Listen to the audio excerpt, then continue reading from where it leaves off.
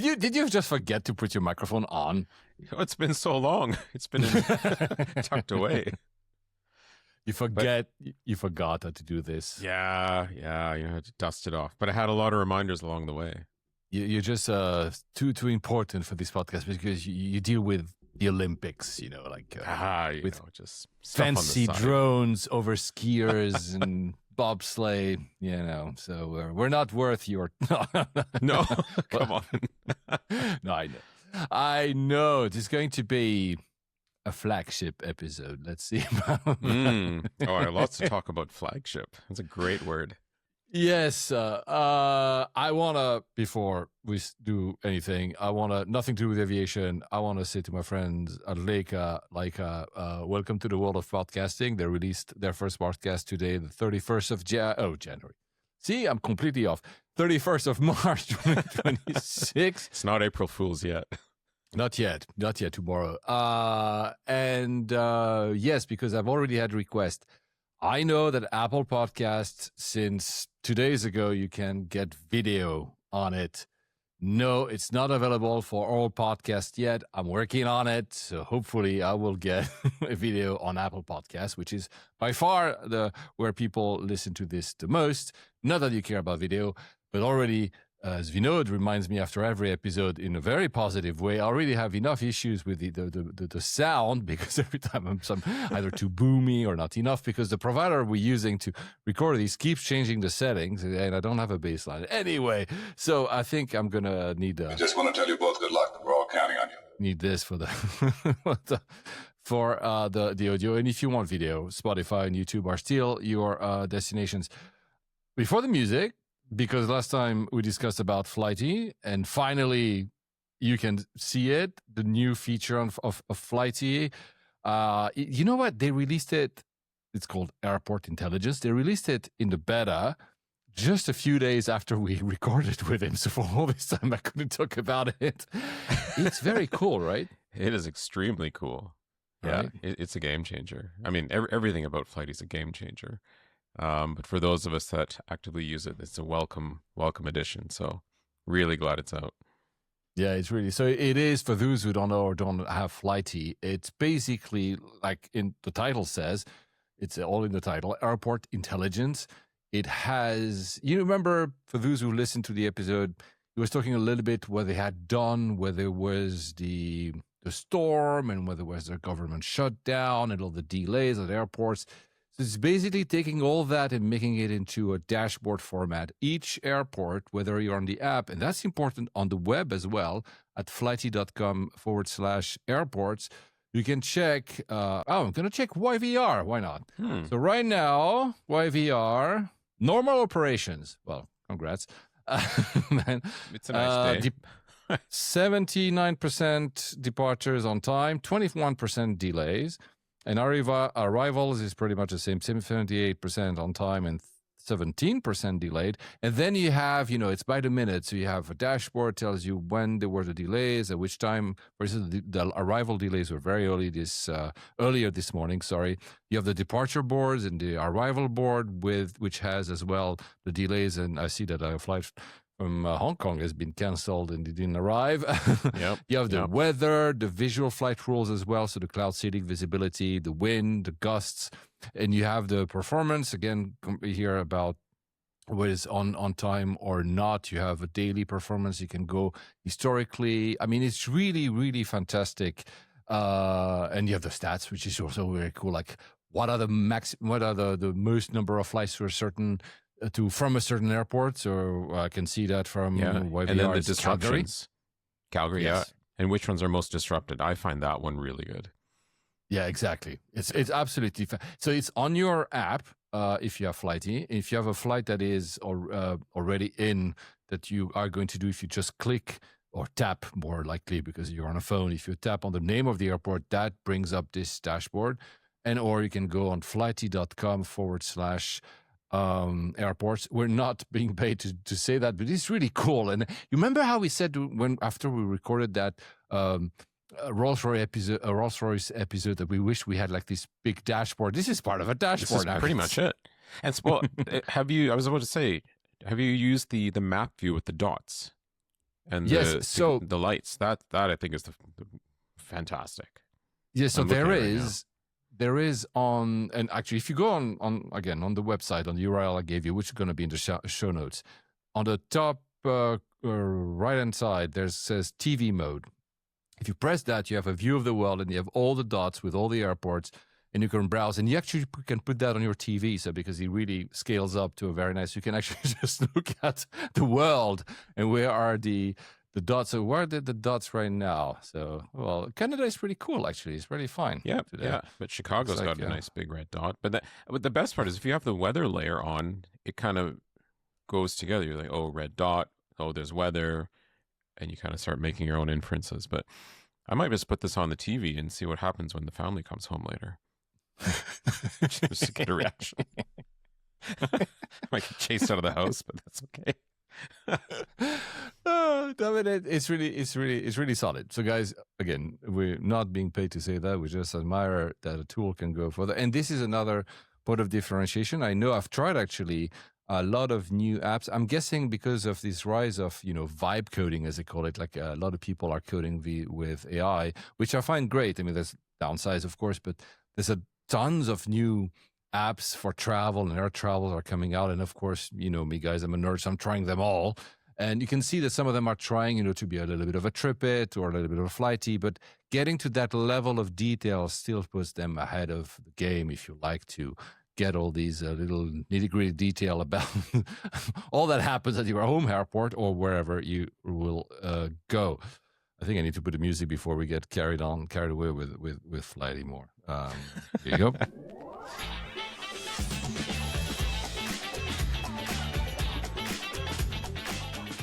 So this is an episode about Vinod, basically, because you've been expecting it now for a while. Because he said it. He went to Italy for the Olympics, the Winter Olympics in Cortina. And, he's going to tell us how he went there. Oh, it was a great adventure.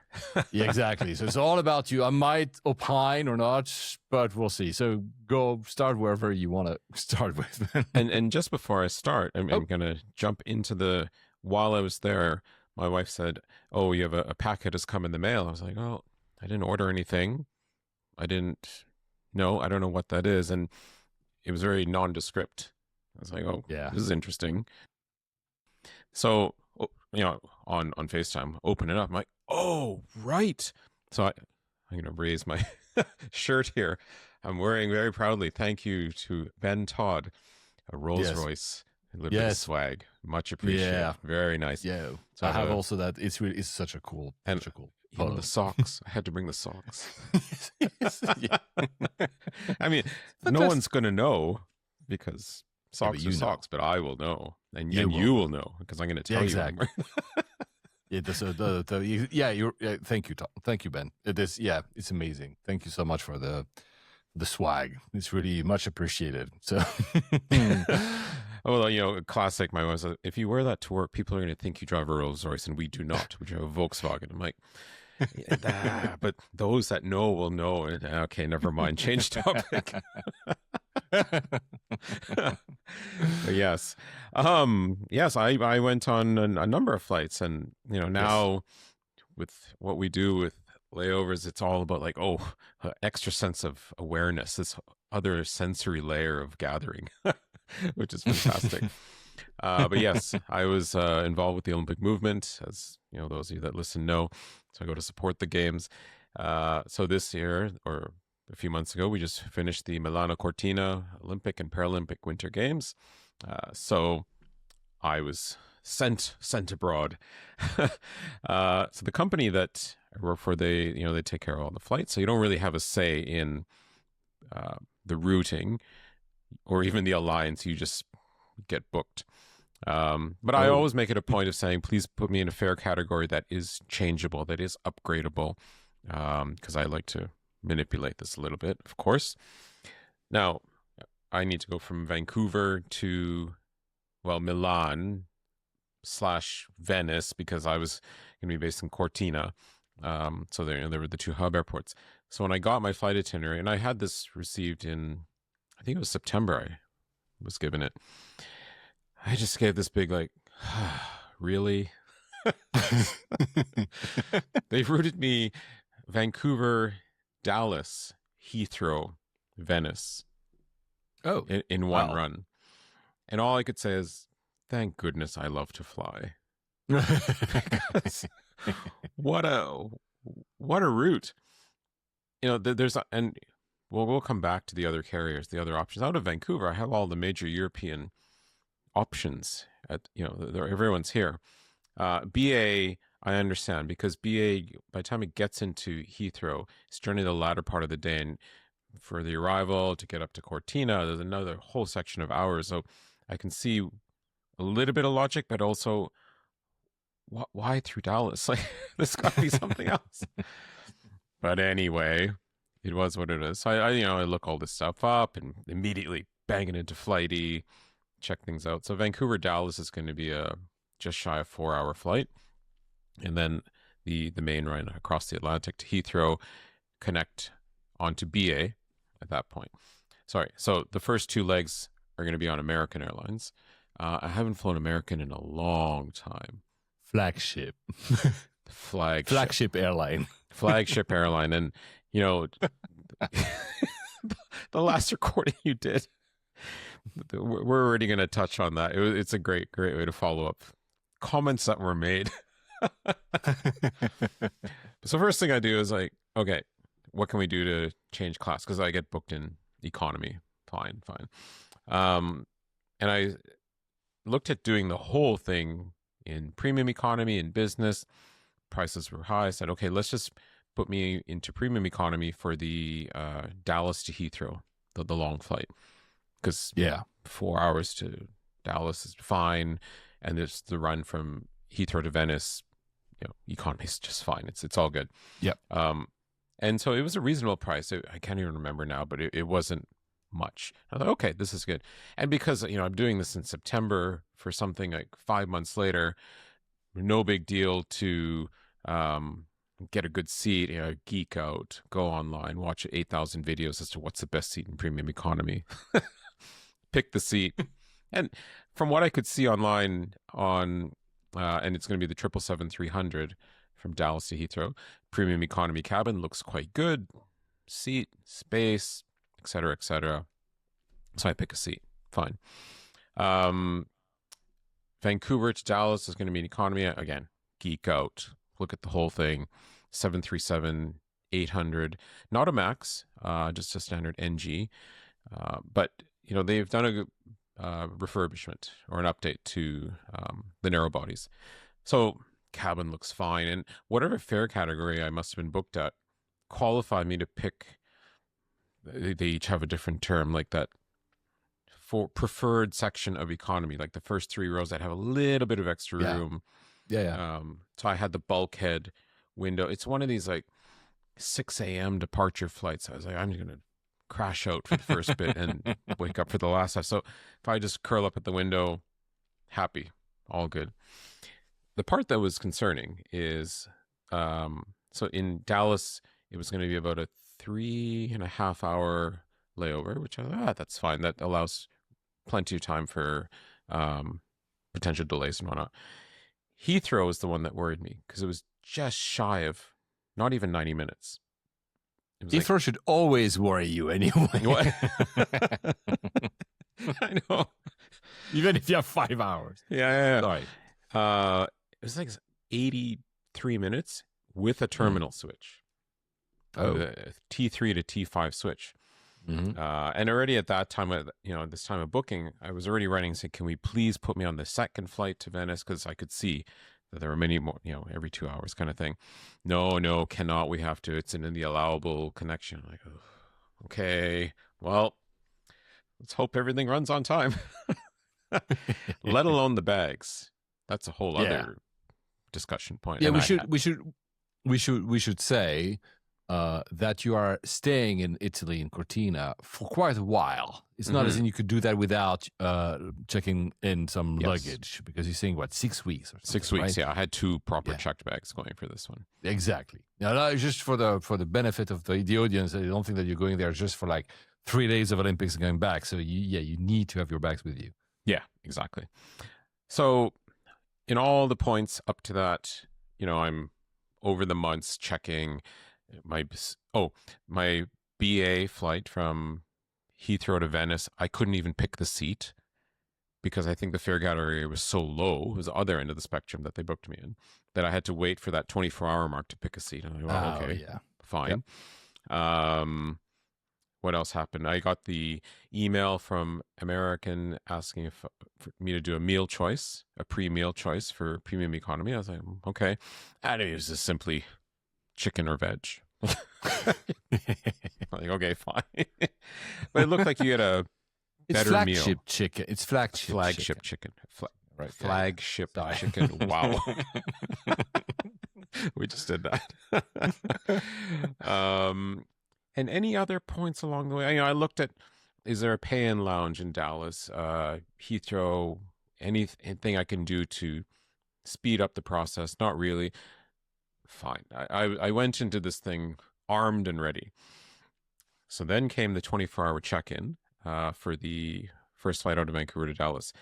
And right away on the app, it offers me an upgrade for the first flight only, Vancouver to Dallas. I was like, well, I don't need to upgrade that. But at the very low price of $120, I could go 4 hours. That's for 4 hours. Fine. I thought, well, the one thing it's going to give me here is priority baggage all the way through to the end.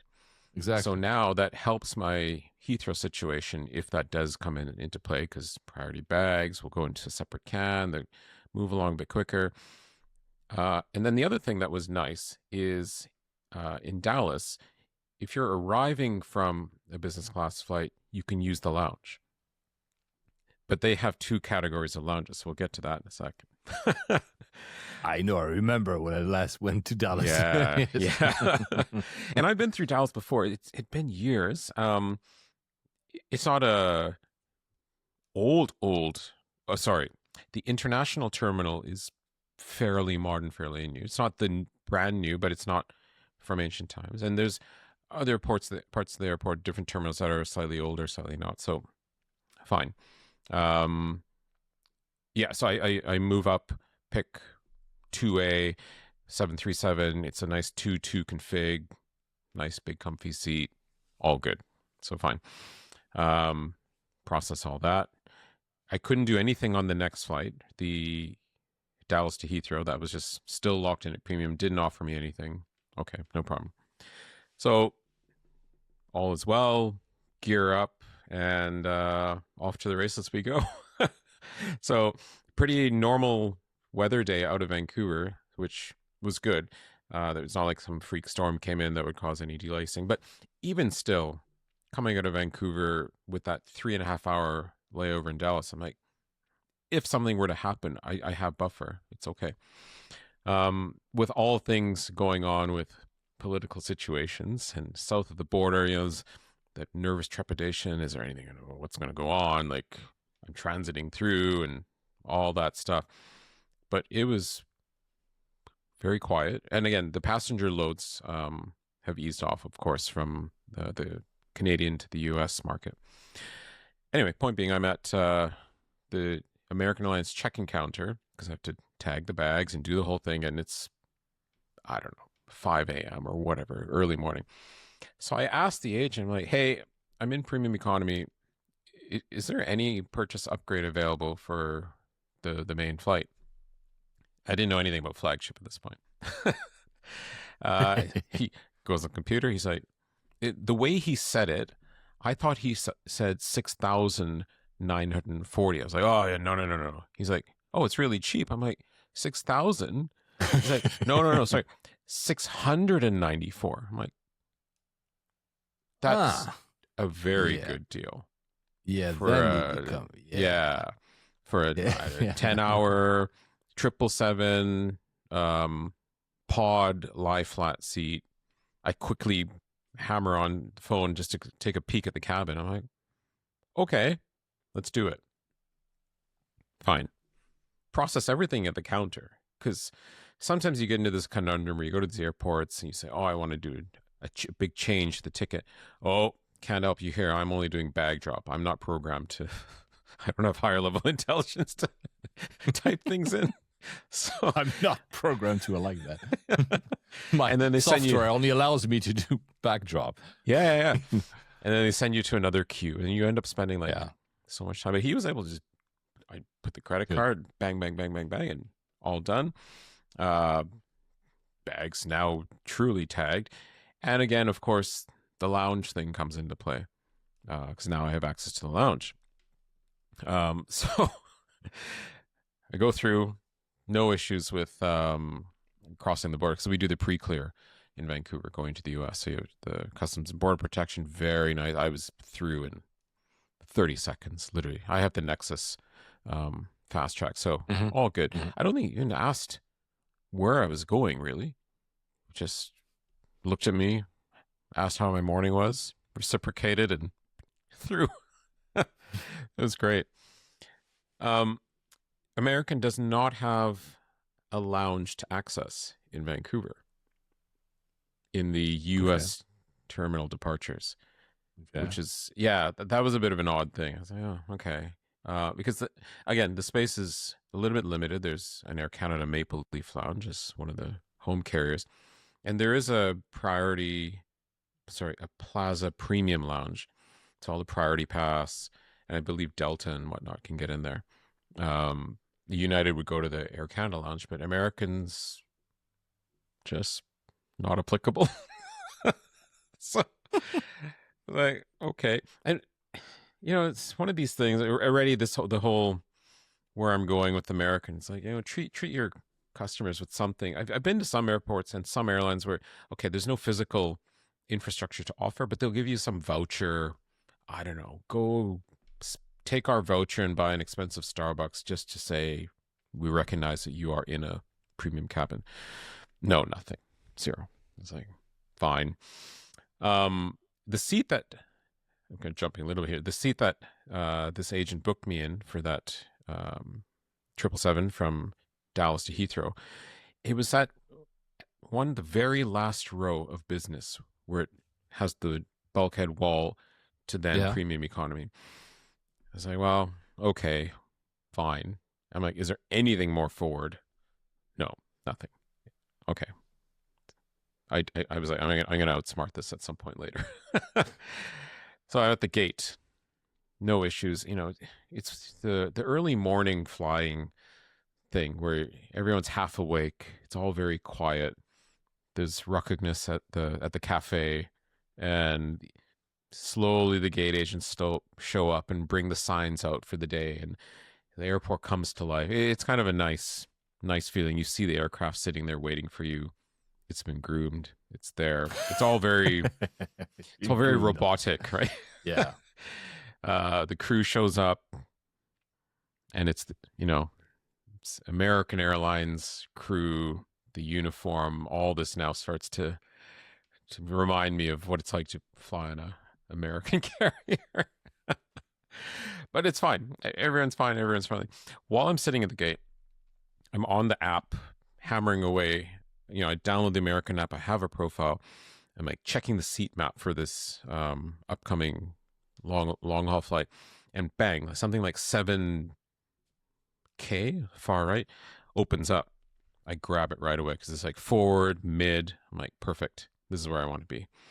Put it in, and I have the digital boarding pass, so all is good. Yeah, I think at that point, all the boarding procedure is very scripted. Zones, everyone behaves, everyone lines up, everyone listens, and being in 2A, first zone, pre-boards business, yeah, no problem. Get on, crew very friendly, and the cabin's quite nice for 737. I mean, it's just the 2 and 2, the big seats, leather, clean, modern, all fine. And the first thing that hits you kind of when you sit down is in the very little offerings of what's in seat back pockets now is big sign, free Wi-Fi. Like, Nice. Okay, let's see what this means. So it tells you that it means you have free texting Wi-Fi right away. So you still have the to basic pay the for basic messaging thing. Yeah. Okay. Which is fine. I mean, it's not like I need to do it anymore. And at that point, everything else just rolls as per script. You know, people board, they come through with the pre-flight drink offering in plastic cups. Yeah. I don't even think it was any alcohol offering. It was just water or juice. And it was very... Man, it's the morning. Don't be an alcoholic right now. It's fine. No. I mean, I wouldn't have it's the taken it, but morning, it was buddy. like... it was just very direct. It's like, water or juice? Like, okay, I will take one because I have to. It didn't have that sort of hello, welcome, glad to have you. It was just very straightforward, I guess is what I'm looking for. Yeah. Nothing remarkable really to report. Doors close, push back, taxi out. Good announcement from the captain. All fine, all good. We get up in flight. Beautiful day to fly. Vancouver was under this sort of layer of fog. You know, sometimes you get these cities where the fog sits for like 5 days and everyone's driving around in fog, but it's literally only a few hundred feet. And it was like that scene in The Matrix where they pop up out of the clouds into the sunshine. It was kind of that sort of thing. So we take off and bang, you're in the sun. That's great. That's great. It's kind of a nice feeling. You see the mountains, the clouds, and all this kind of stuff. It was a beautiful takeoff. Straightforward flight down to Dallas. They came around with a pretty nice meal service, breakfast service, you know, your usual eggs and all this kind of stuff, and fresh, warm pastry roll type of thing. There's nothing I could ask for more from what I expected to get out of that flight. The Wi-Fi was great. You know, a lot of these airlines now are saying texting only, but there's bandwidth there to do a little bit more. Now, again, at 7:30 in the morning, just enjoying it, catching up on rest and hanging out. Yeah, it was great views, actually. It was a clear day, Grand Canyon, and you can start turning away and all the plains of Texas, and straight in. I think, did we do any turns? No, it was a straight in approach into Dallas. So Dallas is an interesting airport. The architecture of it, I think it's supposed to be like horseshoes, like double horseshoes, the shape of the terminals, and then the runways are on the outer sides of that. So, no, my luck, but again, we had time. We landed on this one runway that was on the complete opposite side. So it was this whole drive to get around, which I found rather interesting because you're crossing a lot of taxiways and pathways and other approach angles. So it was very fascinating for me to see and watch how this all went down. And of course, I'm, using the apps and seeing where I am, and got a little bit of flight radar going on and the whole thing just to see what the status is. Flighty's always there. Flighty's telling me what gate I'm coming into, telling me where to go. One of the apps, I don't think it was Flighty, something told me how to get, because I had to do a terminal switch. And heaven forbid, I don't remember the terminal numbers, but one of the apps told me exactly where to walk and which escalator to take to get from... It's probably American. I mean, I say that because usually... Yeah, maybe it was the American app.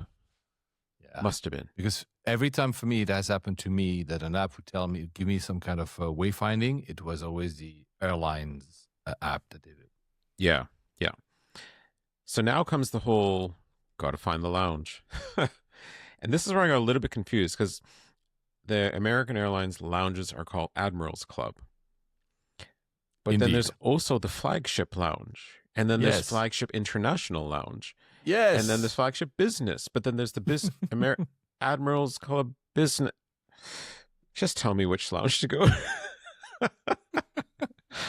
So sorry to interrupt. It should be, and I've said that for all the airlines, if you're logged in to, let's say, American in your case here, and you're transferring from American to American, they know they know you. They have your profile. They have your status. They have your, your fare class. They have everything. They should tell you, here's the 3 lounges you can access in order of the best to the worst in terms of, status and in terms of like, is it dirty or not? Or maybe also distance. That should be and no airline does it ever. No. And I just don't get it. I mean, if they don't know who we are. Yeah, but if you're a frequent flyer for the airline, and especially in a frequent flyer from that airport as well, so if you do like what you just did every single, every week, yeah, you're used to it. You go automatically in the lounge, you don't think about it. But for the rest of the people, I mean, it's simple. Just tell me which lounge, man. Yeah, exactly. Anyway, yeah. And then the wording gets really, the lingo starts really come into play, because when you go to the, I guess it was the American website, and you read about this flagship lounge, it makes it sound like you have to be booked in flagship class or something. I was like, okay, well, is that like saying you're in first class, so therefore, but not? I'm like, okay, I think I am, but I'm not sure, because when I look at my ticketing, it just says business class. It doesn't really mention flagship, but then you go to the small print, it says, if you're traveling on an international flight out of Dallas-Fort Worth, you're flagship. I'm like, oh, okay, so I am flagship. It's so confusing, man. Right? God. I'm like, if I'm not any of that, then what am I? What's my default here? Then I guess it's the Admirals Club. Okay. I fine. guess, yes. Right, sure. So, What did you do? Well, first, coming off the plane, again, with the whole political climate, it was very apparent. There was the biggest American flag I've ever seen in my life inside a building, just huge as you're coming up the slope of the jet bridge. You just see this flag there. I'm like, I'm definitely here. It's very apparent that I'm here. And you come out into the public walkway, and there's vertical flags hanging, U.S. military, the Navy, the Marines, all very proudly on display. I'm like, okay, I get it. I understand where I am, and this is the way things are. No problem. It's all good. So I start going, and something caught the corner of my eye, which I thought was very interesting. It was a shop, a very special shop. It was the DFW employee shop, airside, next to a gate. Yeah. Can you go? It says public welcome. Oh. Yeah. So of course I go. Let me dress as a cabin crew from just confuse the hell of everyone in the next flight. I know. Well, this is the thing. You could go and buy your uniform. I mean, maybe it was AA DFW. I can't remember now. But yes, if a pilot spilled something on his tie, he could go and pick one up at gate whatever and good to go. And they had logbooks, they had toys, they had pens, all the swag. Primarily American, but they had other stuff as well. The person that was working there, I don't think they even knew that I had come in and gone. They were just head down doing their thing. But it was a nice little treat, actually, to have access to this. There was nothing that I wanted, so it was all good. Anyway, walk. Concrete terminal. I don't remember that. Well, I could look it up.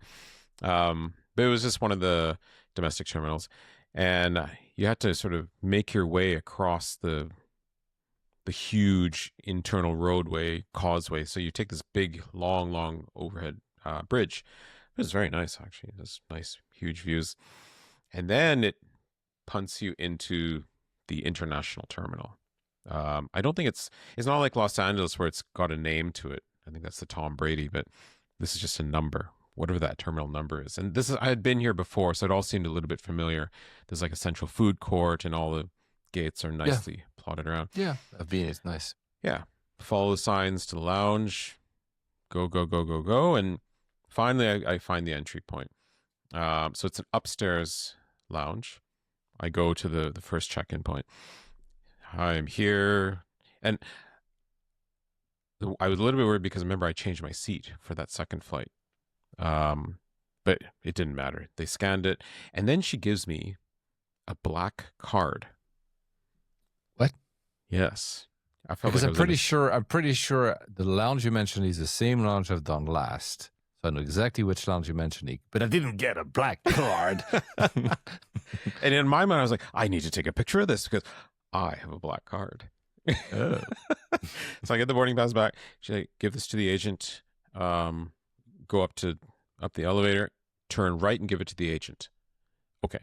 And again, I didn't take a picture. I thought I'd have a hallway to walk and take a quick stop. Go up the elevator. The elevator's packed. And, like 90% of that elevator turns left to the Admiral's Club. My black card is to the Flagship Lounge. Nice. So, and there's an agent literally immediately there.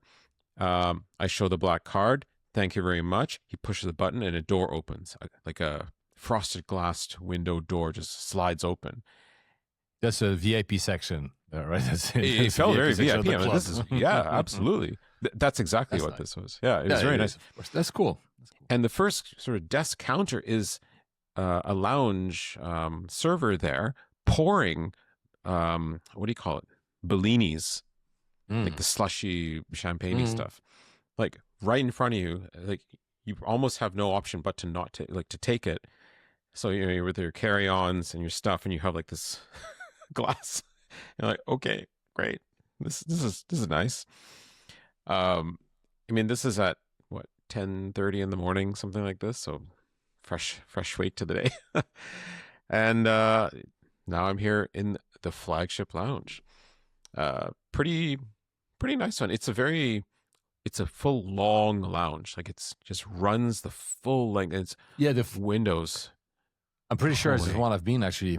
And I've been actually to the Flagship. I wasn't in the Admiral, so I didn't get a black card, however. So maybe it was a few years ago. It was before COVID, so maybe the system changed. But I remember it goes all the way to these windows. I know exactly which one. Yeah. That's the one. And the views are spectacular because all you see is runway, whichever runway it was, and all the different jet bridges down below you. You see the whole action. You have you look all the way to the horizon. There's nothing obstructing you. There's food, there's drink, there's this, there's that. It's very quiet. I was quite happy with the place. It was very nice. That's a great lounge. I mean, you've seen it more recently, but it's good. The only thing is, I mean, when you're traveling solo and you need to like leave your stuff to go get the food, now you're like, is it safe? Where am I? What's happening? You can't. You don't have like an optic view on it necessarily. I'm maybe too trustworthy, but I just leave my stuff and I go. That's the only thing I take with me is my passport, and the rest I'm like. I understand the unease, though not at Dallas. I would be fine probably at Dallas, but I've never hesitate, never. I've actually even left the lounge with leaving my stuff and coming back an hour later doing shopping, like whatever. Yeah. So. I mean, I've had a opposite seatmate who was basically looked like a sort of similar profile of traveler to me, and I think you sort of have like that silent trust. I'll watch your stuff if you watch mine. So, because I was there for about 2 hours actually. It was great. I caught up on some emails and chatting and social stuff. Ate food. I'm glad I ate the food as much as I did in that lounge, which was great because I kind of hit the morning to afternoon refresh of menu options. What else did I went and got my boarding pass reprinted because I had done that seat change. And I was a bit nervous. I'm like, I hope it's still there. And sure enough, it was still there. I wonder if I have it here. The boarding pass itself is a style. You're going to hear my desk opening. Is a style that I haven't seen in a long time. Yes, I have to show it here. So most... Is it a black card as well? No. It's this style. Oh my God. Is it from 1975 or something? For those who are not watching, just imagine or have a remembrance if you've been there, these old boarding passes with, I don't know, like multiple sections, very Bauhaus design. You know, oh my God. It's the template from manual ticketing. Like, yeah, but it's probably right? because it's because the template still exists and they have the printer there, and why reinvent the wheel? That's probably it. But that's cool though. I like these. So I'm staring at it, like kind of like looking at it like forward and back. I'm like, okay, yeah, 7J was the seat. So got that. And then, I started cluing in and realized that the aircraft that I'm flying on is pretty much underneath me. And then I got very excited because the aircraft is the one that you and I had referenced when we recorded before this flight. It was the Flagship livery. No way. It was the 777 Flagship livery aircraft, like with that red nose. And So you're in a flagship seat in a flagship aircraft with a flagship liver. Man, you're fully going flagship here. you think things are going to be fully going flagship at this gate? Well, you're raising our hopes and expectations right now. So I'm building that. I'm going to build this. And it was great. There was other 777s. The aircraft porn was wonderful. Let's put it that way. Qantas arrived after its long run in. It was, Dreamliner, a few other big things, small things. It was great. So I spent 2 hours. And I thought, oh yes, I'm on the flagship aircraft. Go down to the gate, and it's actually quite a full flight. So a lot of zones and the queuing and the whole shebang happening. I find with these airports that have like the heavy tile floor, the sound just bounces everywhere. So you really got to pay attention. Anyway, of course, I'm zone. Oh, let me tell you, zone. Group. They go by group. Group B. So it's probably pre-boards and then Group B. Go in and I get into this cabin and I'm thinking, what a letdown. Oh, damn, really? What a letdown. This has got to be one of the oldest cabins or 777s or something. I'm like, is this? No wonder it was only $694. Oh, man. What a disappointment. Okay. First world problem here for everybody. Like, yes, I have a lie flat pod business class seat. Yes. Certainly. But the wear and tear was diabolical. Everything was just worn, and that lower section where everyone's bags kind of hit the lower bodywork of the seat is just black with scrape marks. It's just, had this been I think it's the whole flagship, maybe because you and I had talked about it, and the flagship lounge and the black car, this whole build-up was like, oh man, they've done something special to this plane because it's their anniversary edition, and wow, it's going to be great. There's going to be fun, I don't know, adornments inside, or special pillow, whatever, something. It was just very tired, the seat. And the seat comfort, the first thing I noticed when I sat down is my head was being pushed forward a bit. Like there's a bit of a make you stoop type of feel. I'm like, where's the adjustments? Put it into flight mode. Nope. That's how the seat sits. It's very, and all the cubbies and everything was just very basic. And come on, American, like, this is 2026. You're competing with the world. Like, you're part of one world. Who else is in one world here? Like, you've dropped the ball. Sorry, you're not with the times. Yeah, and the colors, just everything. It was just very drab, old, and tired. It's like, okay. I will say, and I'm sure I'm gonna get a fury of our U.S. listeners. I will say that the color schemes in all the airlines in the U.S. is very dull.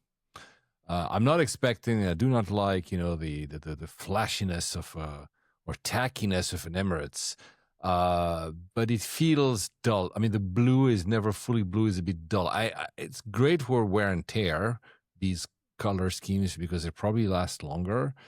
Oh, man, they're dull. I just know I'm in a flight from a U.S. airline, pardon me, more so than ever.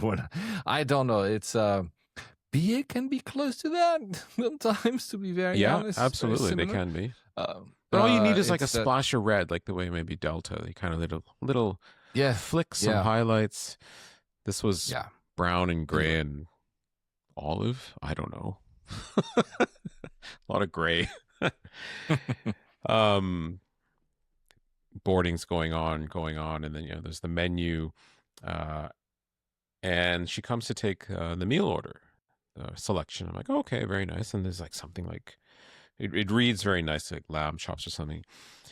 And I remember I had pre-selected, not pre-ordered a special meal. I was just pre-selected that chicken meal for my premium economy, and I changed seats pretty much twice since that point to where I had been sitting now. She did attempt my name, I believe, and says, "Oh, you ordered the chicken." I'm like, "Well, that was in premium economy. I would like a business class meal here, please, from the menu." She was utterly confused. She was so confused. She couldn't wrap her head around what I was trying to tell her. She maybe just had chicken. She would have given you the chicken business chicken, whatever option. I think she was going to just give me the business premium. Yeah, meal. she had a mark on your file because he just transferred. I don't think she. So would the have chicken given followed you me premium. essentially. The chicken may follow me across the road. It's a flagship chicken. It's smart. Flagship chicken. Yeah, I wanted the chicken to stay in the cabin behind me because I was not interested in that chicken.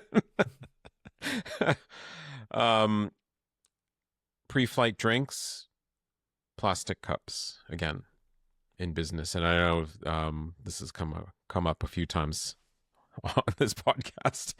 Yeah, with United, it's something that I will say that most of the time I'm fine with it. As a person, I mean, I'm fine with anything because first world problems, we know, guys. Yeah, but I will say that when you have a long haul flight, so you know you're going to be in the seat for 10 hours, whatever, you kind of want to expect like classes, even if it's on the ground. And many airlines do, and not only the most flagship ones, actually. So this is it's okay, I guess. But yeah. I had a very nice big pillow. I had pretty standard amenity kit. I don't even know if I kept it, actually. It was just like a standard, what you'd find anywhere else. I will say the slippers were very nice. Probably one of the nicest I've had, and I actually kept it. Like plush and everything? Or? Plush. And, I think you'd appreciate this if you have a larger foot size. Sometimes you're trying to jam yourself into these. Yeah, there's no way. This one had an open toe version. So you could use the whole thing. Yeah. It had a nice blanket, but no mattress pad type anything. So be it. So fine. This comes up a few times. Sometimes you get on these flights and these seats and these cabins, and you have so much stuff, and they're like, store everything away. They're like, where do you left it here for me? Where am I supposed to put it? I fully agree. Right? I'm like, I don't know where to put all this stuff. And sometimes there's not even room on the overhead. Maybe like in your case there was, but I'm like, am I supposed to put everything in the overhead? And especially if you start removing the plastics, you're opening the duvet or whatever. You don't what put do it you into do the dirty with all overhead. the rubbish? Because they don't even come to pick it up. So you basically cram it on the the corners of the seats. And you're like, is that? Yeah. But that's all the airlines. I think no airlines besides once in Singapore Airlines first class. But come on, the Singapore Airlines first class, I never had a bin, a trash can. Like a tiny trash can to put stuff away. I don't know. You're having you're right. You're having gum, and you're like, what do I do with the gum? I mean, you can use the vomit bag to call it like. But I mean, it's not. But yeah, you know what I mean. I agree. It's a miss. I mean, it would actually make the not only the attendants but also the cleaning crews work probably more efficient and easier if we had a place to put stuff, because that just creates like, oh, where do I put this piece of plastic? Oh, here, and then here, and then here, and you're like, well, I don't know what to do with all this. And 5 flights later, someone finds that gum that sort of fell off somewhere, right? Which in this cabin was probably true. Oh dear. Oh well. So fine, get into the seat, start going through the IFE, and then I start looking for the Wi-Fi. No Wi-Fi. Well, I don't know what to tell you, man. Just no Wi-Fi. Sorry. Flagship Wi-Fi has not been invented yet. No. There is fully paid old style Wi-Fi for the entire plane, but no free texting Wi-Fi that I just had on a narrow body coming in on a 4-hour flight, and no sort of anything extra for a business class passenger. Mm. Which I thought, well, okay, so you've painted this plane very pretty, but that's all you've done to this thing. Yeah. I don't even know if American is planning to get Starlink. United is, Hawaiian is, Alaska is. I'm talking only the U.S. airlines here. I'm not sure Delta is, but American, I don't know. So, and at some point, it will become a point of comparison. People will say, "Oh, I have fiber in the sky. I can stream movies in 4K or 8K, whatever, and not in American." I don't know, but yeah. Anyway, yeah. So then I go to look for, how am I going to link up to the system? Is there Bluetooth on this? No, there's definitely no Bluetooth connectivity. Am I using my adapters? And then I found, and I got to show a picture here, they had this connector. Oh man, welcome to 1983, where it says iPod. It actually says iPod. Like, no, I love for those who are not watching. There is, there's 3 RCA, so the old style, round things that if you had a VCR ever in your life, that's what which is why I say the 3. I wasn't expecting iPod. Well, but it's just basically what you're telling us is that this thing, this bird hasn't been refurbished inside for a decade or more since its inception. Yeah, which is strange how they chose this one to then paint. That's I do not understand. Yeah, if it was just like a standard silver American, I'm like, okay, it's fine. Yeah, because they exist on every, maybe not on every, but a lot of fleet, other airlines. You'll have the older ones, and it'll be I wish I had a newer one. Fine. Yeah, that's fine. The par for the course. They cannot renew everything at the same time. But to paint that one flagship to then give you something that is 15 years old, and I'm just making an assumption here, 15, but with the RCA, it's not that new. Exactly. It's not a great choice. I don't know. Yeah. So we get going. No issues with departing out of Dallas. No delays. Bright, beautiful, sunny day. Taxi again, long taxi and beautiful takeoff. Right next to the engine, listening to all the sounds, and it was a gorgeous takeoff out of there. But it must have been a pretty full flight because it was a long takeoff roll. Although I'm not sure what the altitude is at Dallas, but we get going and the service starts, and I think it's well known the demographic of long haul American carriers is generally an older crew, a much older crew, which is fine. I'm not discriminating, but it's kind of, that's the mode that you're in. And then the uniform is just, what's the word that was mentioned? Diabolical. The uniforms are just out of sorts.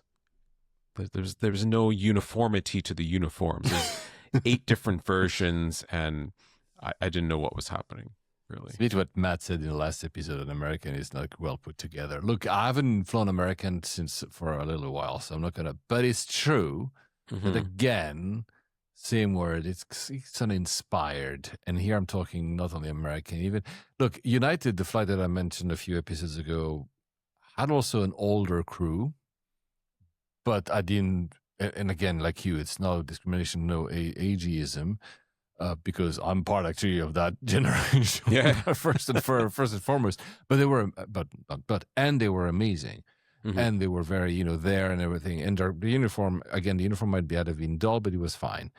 So it's usually, it's a detail. If you're not if you don't pay attention to how you put that uniform, but maybe I don't know. It feels like to me, from an outsider point of view. Here, I don't fly enough American, and I'm sure because, again, a lot of people opine when we say anything about U.S. airlines. American seems to be sliding a little bit off compared to what it was. It feels like, and I said it a few times, that it feels to me that in terms of quality, they're not Delta and not even United anymore. No, They are sliding. Yeah. Yeah, absolutely. The crew was nice, but you just mentioned a word 30 seconds ago. They weren't there. They weren't there in business class. I mean, yes, they were physically there. They performed the function. They were friendly. There was nothing, but they weren't there to attend and take care and provide any sort of extra level of unique service that you would expect in that class. So, maybe it's what I just said. Maybe it's that the company culture is also sliding, and the crew feels disempowered and doesn't care as much as they used to. Because I had great flights with American in the past, as in the crew was there. Let's use that word, there, and maybe that. Sometimes, and maybe you had a bad crew. That happens as well. I don't want to just give them an excuse, but I feel sometimes when you have an airline or any company, when when it feels that the standards are sliding, everything slides with it, and maybe people that used to be very happy to work with them are still happy to get a paycheck, but like less involved because it seems that on the top nobody cares. That could be it as well. I'm not sure, to be honest, but yeah. The meal service was actually quite good. I was expecting, obviously out of one of their main terminal hub, Dallas, what the catering is going to be like. So I had a full lamb chop at my seat. So the catering was good. And then, I know United, I believe, does. I don't know if Delta does, but the American carriers are known for the ice cream sundae dessert. So I'm going to show a picture here of ice cream sundae dessert. It was quite good. No, that's lovely. Yeah, I will say, just to your comment earlier, and then also otherwise will take forever to finish your flights. I will say that when I fly a U.S. airline, the meat, so beef or lamb, it's always a good choice because they know very well how to do these. I always enjoy the meat in U.S. airlines. Good choice, man. Good choice. So that part was fine. Imagine, I laid flat. The seat comfort was mediocre. It was, again, it's the old seat where you have segments of seat cushion that are sort of put together once they go flat and you make the best. And because there's no sort of joining pad on it, it's just a bit of a bench. But the one thing, I was able to fully stretch out, and I'm 6 feet tall, without any collisions in the footwell. I was able to turn. So it's definitely built for, bigger people that need to fit and turn and whatnot. So that part was fine. Midway, went out for a walk and ended up chatting with the main flight attendant for my section. Had a great conversation. She's been flying for a long time. And, once I indicated that I was ex-crew, that it evoked a whole different discussion. And in fact, we figured out that we were all laying over at the same hotel in Maui in years past, because she used to work, flights to Hawaii and American, and I was at WestJet. We're all the same layover hotel. That's so we're cool. Probably by the pool or whatnot, and cross paths without even knowing it. So that was a nice thing. And she had Italian heritage, so I'm going to Italy, and good convos. And she's the one that actually said they've painted this plane, but they've done nothing in it.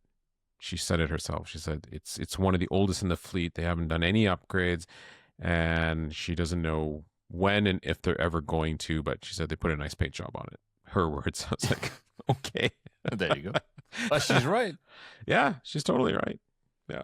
So, long flight, long haul, but all fine. Into Heathrow then. I'm waiting for that one. Here we had made up time. So my almost 90-minute layover in the air was opening up to 2 hours. I'm like, oh, fantastic. I'm good. No, that got chewed up by holding patterns and early morning into Heathrow, which is fine. I mean, that's the nature of the beast. So we landed and had a fairly direct into Terminal 3 to our gate. Being in the forward cabin. I was like poised and ready to be one of the first off the plane, which helped for this transfer. So I was in mode, as in run mode. So off, no issues getting off. And what was quite nice is right away there were Heathrow staff ready to sort the people and divert for connections. Good. Yeah. So right away, as you go into the many hallways, and there's the one main hallway where you have to pretty much do a full 90-degree left turn and go down, because essentially you're heading to the transfer buses area. And right away, because it was an early morning, like something like a 5:30 a.m. arrival. You're the only flight. They said, from Dallas, yes. Connecting to Terminal 5, yes. This way. It was great. So get down to this bus transfer spot, and again, they're sorting people by terminal. All good. The bus for T5 is ready and waiting. But like with any bus situation, you get on and you sit and wait. Hurry up and wait. So I was like probably the fourth person on this bus and had to just wait for the collection. And it didn't matter what class of service, it was just collect.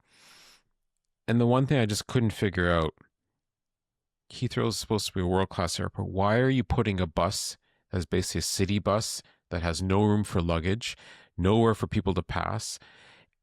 It was a complete gong show inside that bus, because everyone's got a carry-on and bags, and it just there's nowhere to put anything, and they're trying to pack the bus, like shoving people on. There's no physical room apart from putting the bag on your lap or on your head, or like it was just. My only contention with what you said is that, well, is it a world-class airport anymore? I'm not sure, because I agree with that. It seems to have these are more than just miss on these bits, right? Yeah. I mean, and I always said, even before I was living in the UK, transferring at Heathrow is never good. Unless you stay in the same terminal, then it's fine.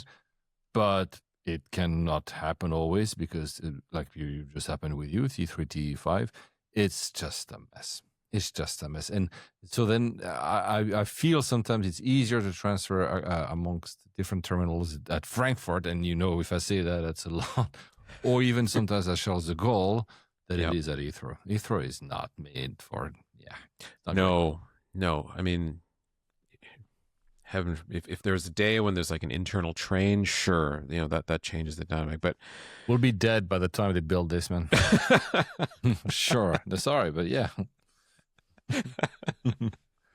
It's going to be ready in 2080 or something. Yeah, they can just bring the one from KUL and bring it across, right? It's pouring rain. It's actually still dark. This is before daylight. I mean, it's middle January. Like it was a dark transfer, so you drive. It was actually quite once the bus got going. Once we were on the tarmac and taxiways driving, it was very pretty. You see the lineup of tails already at the various T5 segments, the wide bodies, the narrow bodies, and all the ramp activity. It's a AvGeek's delight to drive through this all. But I mean, you're driving through that, but then you're also driving, again, we've said this before, the bowels of the airport and through like luggage halls and around. That. It's all the functioning parts, right? The only benefit of the bus, which sometimes I hate, I mean, not sometimes, I usually hate having a bus because I like to go. And like you said, you have to wait sometimes. Come on, just go. And, but yeah, having this view of bowels and underground passages, like what's going on here, that's very cool. Yeah. That's the only benefit. And then you get the commentary from the not so frequent flyer when they're seeing doors and they see other buses on those, like, oh, why can't we stop there? What? So is this bus lost? All these silly comments. I'm just like, ignore, just ignore, just head down. And arrive into where the bus puts you out. And again, they have to sort you. They have to do a check to make sure you're not in the wrong spot, which is basically just a boarding card check to see that you have a T5 boarding card. Did they do a passport check? No, they wouldn't have done a passport check. Maybe just an ID check, something. So I'm going to pause there. So I missed a point of that. Remember how I didn't have a seat assigned for this flight?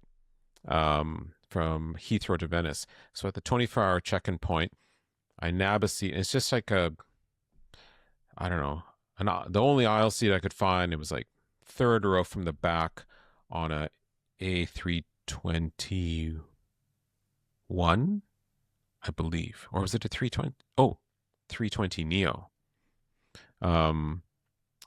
So that's all I could find. That's all the app would allow me without having to pay for more. I was like, I'll work on this later.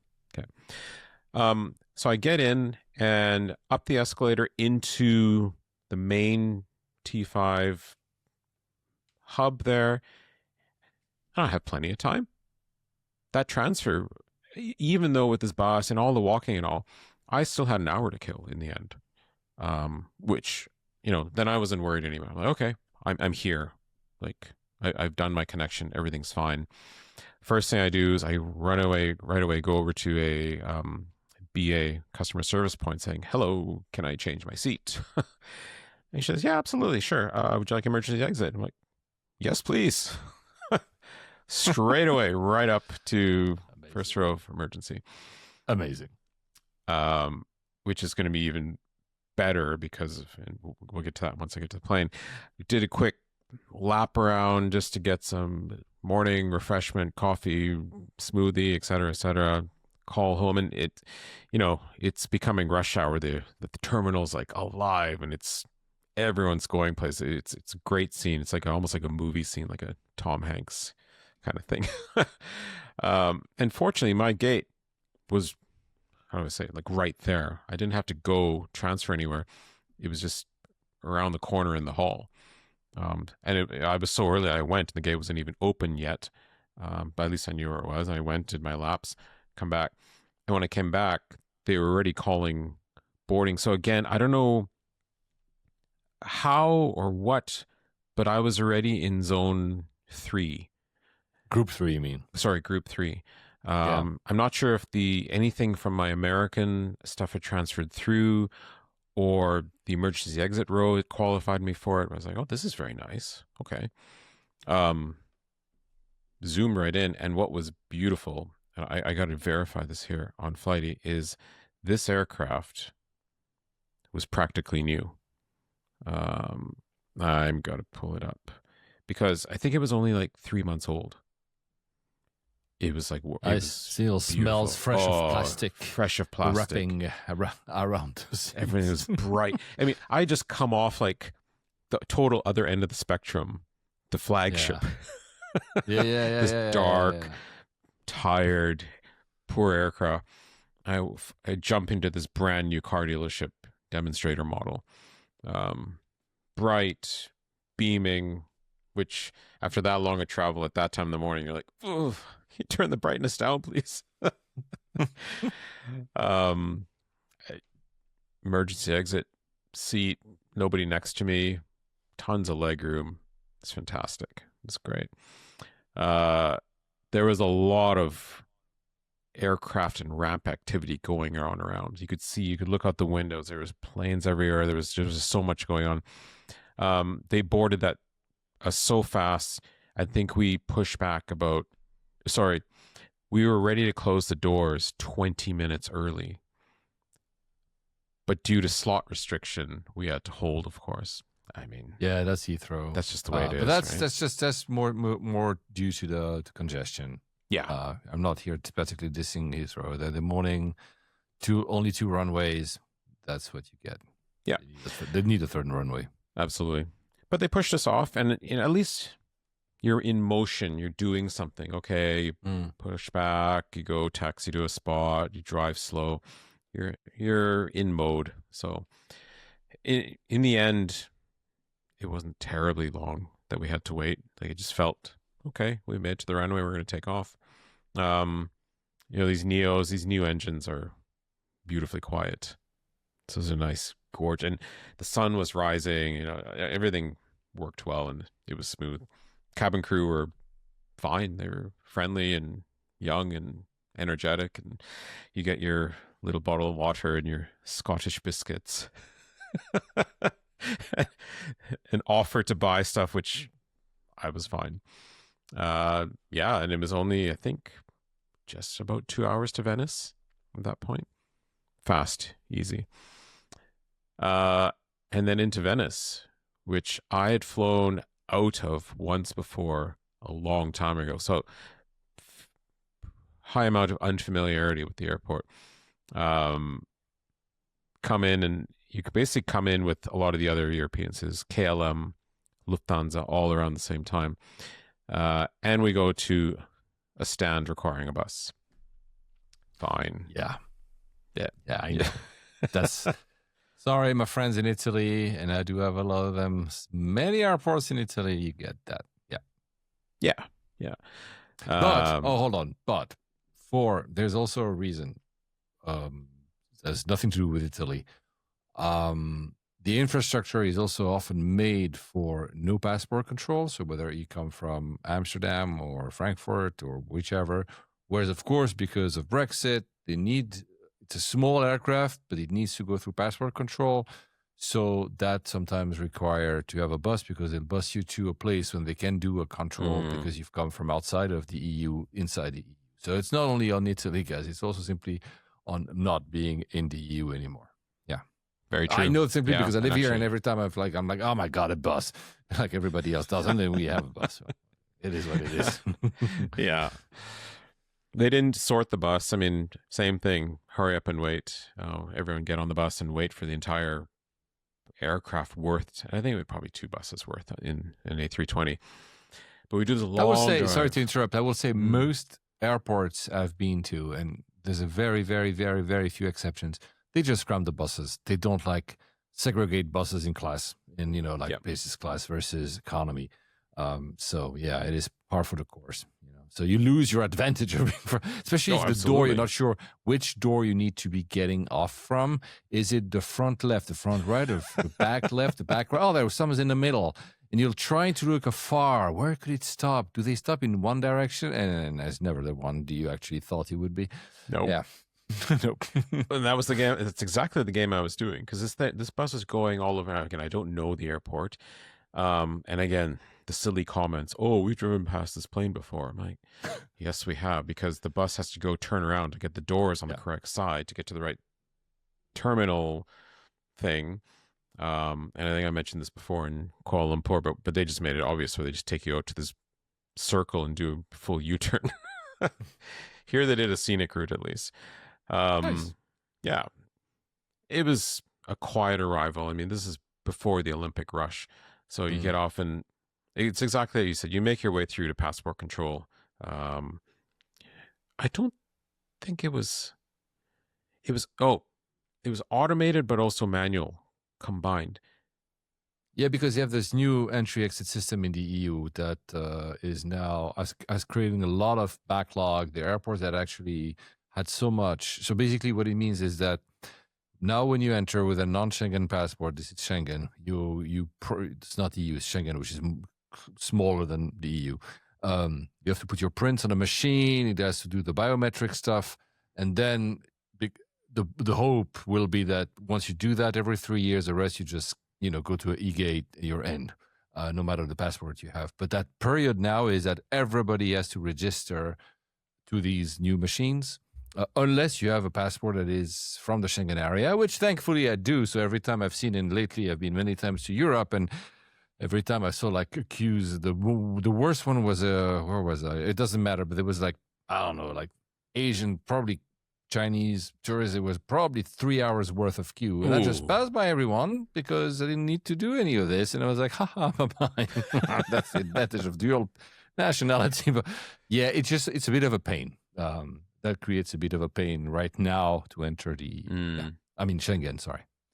Well, I did all those procedures, and then I still had to go through and get a stamp. Yeah, I think it's just that's a lot of Italy. stuff. No, sorry. I think it's because it's the transition is not complete. Yeah, that's what because again, the goal of this system will be that you'll be registered digitally, so you won't need a stamp anymore. I was excited. I get a stamp. Of course, I like stamps. Yeah, more. We don't get stamps anymore. I know, it's so sad. Yeah. Those you could see like all the queuing stanchions were all set up for expecting the influx for the Olympic crowds coming. So, and then it spits you out into, I mean, Venice airport's not huge, but it's not tiny, and you have waiting areas, and there's an Olympic waiting area. So I had to wait for a collection of other people from the same company that I work for to all collate, because we're about to now go all the way up into the mountains into Cortina, which is like a 3.5-hour drive. So you can't just be sending private vehicles. But if we had a number of different people, some people I knew, some people I didn't. So I had to wait for at least another 2 hours, just hanging out.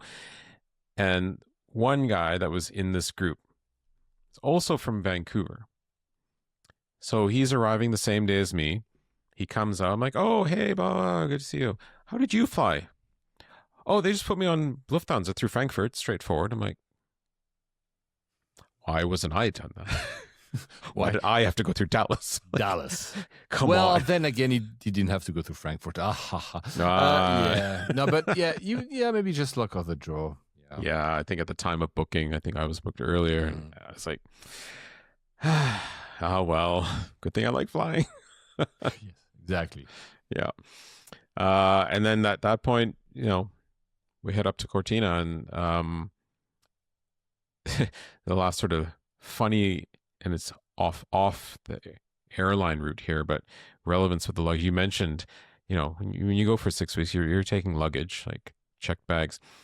So I had 2 checked bags. I had a roller carry-on suitcase, because I also packed emergency items in case the bags didn't make it. I need to have like survival stuff for at least a day or 2 in case there was a delay.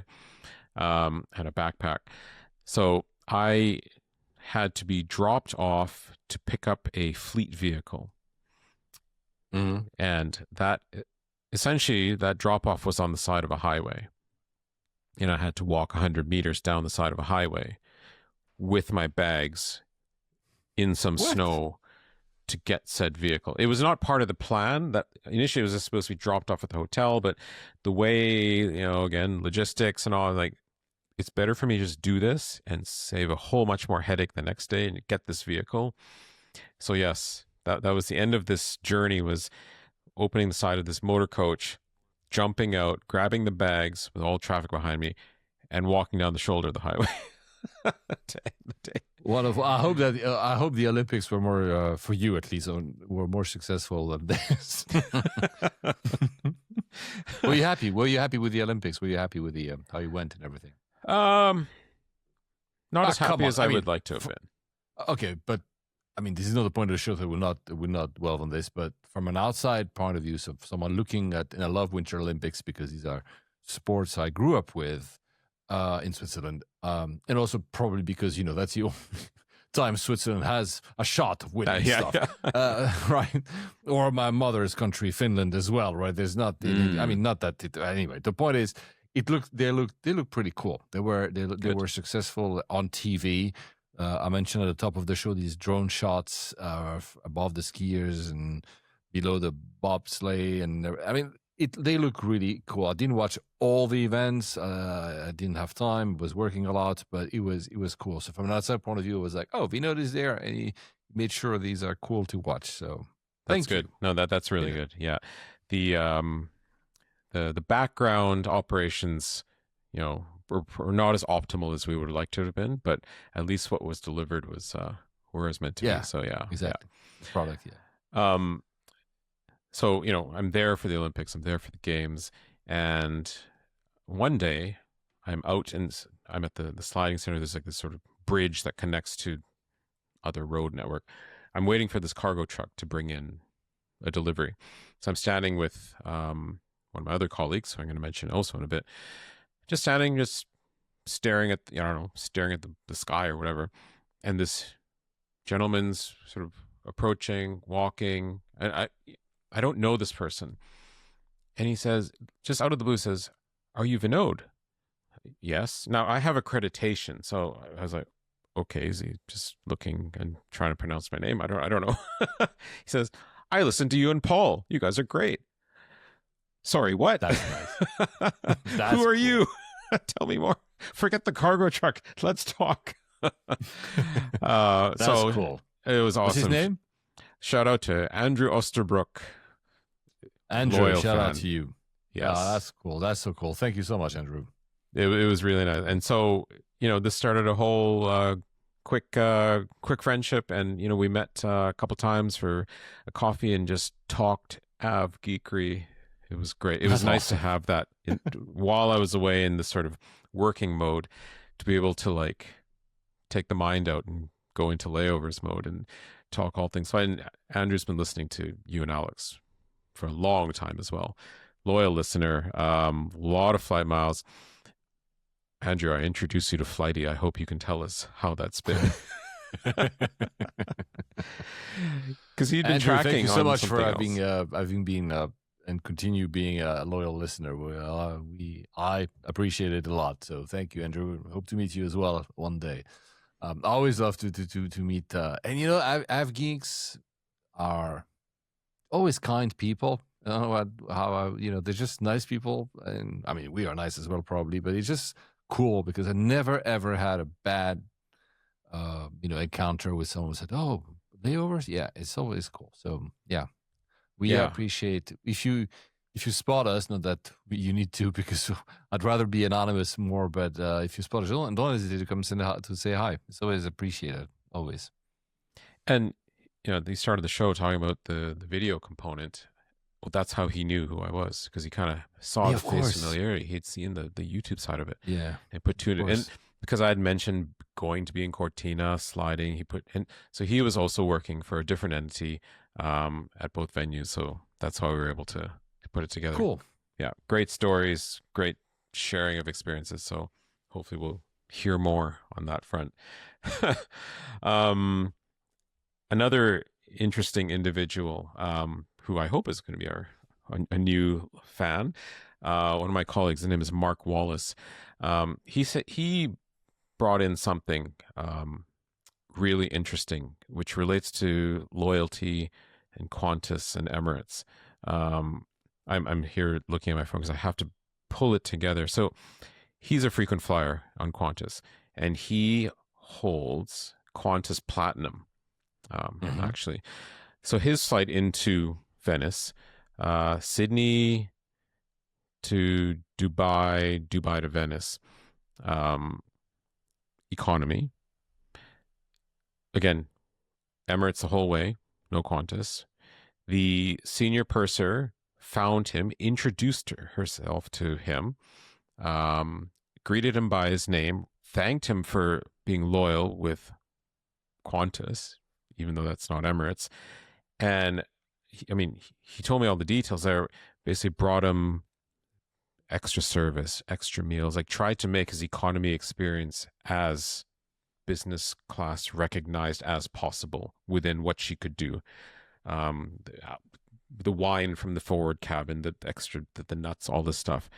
And he thought, he was touched. He's like, wow, this is a true recognition of I agree. loyalty. This is how it should be. It was great. Yeah. Alex and I have been very vocal since the start of this podcast. This is how it should be. And actually, even more so when you are not in business or first class, when you're not in the front of the aircraft. Exactly. I think that if you're a very frequent flyer, no matter if you gain that status over flying a lot in premium and for once you're in economy, or because you've flown a lot in economy, being recognized and having a little bit of extra, whether it's, a cup of champagne brought from the front or like what your friend Mark had here, more amenities, etc., is extremely important, because that's what you remember. You don't remember yet another email to thank you for flying with us, and especially, this is why I mentioned economy here and like what happened to him.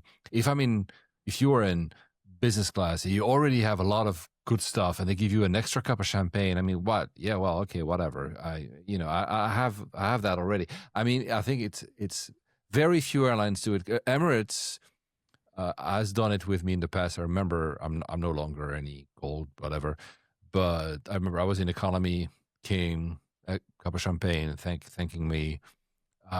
And I think, I think Virgin was doing that as well. There are airlines that do the effort, and I think it's very, very, and your story is perfect. Look, Yeah. he remembers it. He told you about it because It resonated that much. Yeah. exactly. 100%. And it's not difficult. It's really not difficult. No. You have the manifest. You know that someone has status, go and even say hi. Like it's That's exactly it. On his Dubai to Venice leg, different crew, different whole obviously thing. Same thing, introduced, called by name. And then she said, because again, he's somewhere in the pack of economy, says, "Sir, there's an extra legroom aisle seat at the front. Would you like it?" Absolutely. So he goes, pulls him right up. It's basically the same as an upgrade, like the level of feeling you would get, I think. So See, that's now they the way do it should that be. well. Yeah. They do that well. They have the infrastructure because they have these little iPhones, with the seat map, and then of course they have this information. They don't know your name, Vinod, by heart. I mean, you maybe Vinod they do because you're an international star of aviation. Yeah, right. But you know what I mean. But it's so important. It's so important. It is. I spent a day today, nothing to do with the aviation. I spent a day fighting with customer service. Story for another day. And when stuff happens. I'm not here belittling anyone at customer service, but having a little bit of recognition, and not because I'm important, but because you've done business with the past and you've spent money is important, because it gives you sometimes, especially when things do not go the way they should. Yeah, you're like, but they've been nice with me, and you let go. Exactly. Anyway, I could go on for hours about that one. So that's great. I appreciate that you share that with us. Yeah, no, and great nice. for Mark, for your friend. Well, yeah, absolutely. I hope to hear more stories that he's going to share with us. So, before you go to your flight, unless you have anything you want to add, before you go to your flights to go back, I have a you have train anything you flight. wanted to share? No, okay, yeah. Oh. No, just 2 or 3 things. I'm not going to do flights today because I'm never going to be, because you have to go to the way back. I was thinking of maybe mentioning my BA flights to Rome, FCO, which I've done recently. But no, because otherwise we'll go over like 5 hours. I wanted to mention, because you mentioned Wi-Fi, it's really funny because you mentioned Wi-Fi in your first flight. You mentioned Wi-Fi in the second flight. You didn't even think about mentioning Wi-Fi for BA. So you're expecting that BA will not have Wi-Fi. However, BA because let's be clear here, BA is introducing Starlink, including on short haul. No, I don't know if all the short haul will be done. And I don't know the timeline either, but they will have it. And the first BA Starlink aircraft was rolled out. Not rolled. It was already retrofitted 10 days ago, or I think the 20th of March or something. It was a 787-8, I'm pretty sure. Anyway, Okay. so meaning they will be having Starlink. And for us, it is indeed, I don't know if that's what you implied, Vinod, but that's indeed very unusual to have Wi-Fi, in short haul especially, at BA in Europe. So, and if you want to have Starlink, of course you have, again, I said United, Air France is rolling out. Qatar is almost every single aircraft, but can you fly Qatar? Not a lot these days. Hawaiian, Alaska, Air Baltic, and BA, I said, and probably others that I forget. There's a website called stardrift.ai/Starlink, stardrift.ai/Starlink. I'll put the link in the show notes. That actually you can search, will my aircraft have Starlink? So you can search, and you can search. He also displays you the current, almost like a bar, how much percentage of a fleet from an airline has been equipped. So it's really cool. So I've tested it a few times randomly. It seems to be good. I think it's reliable.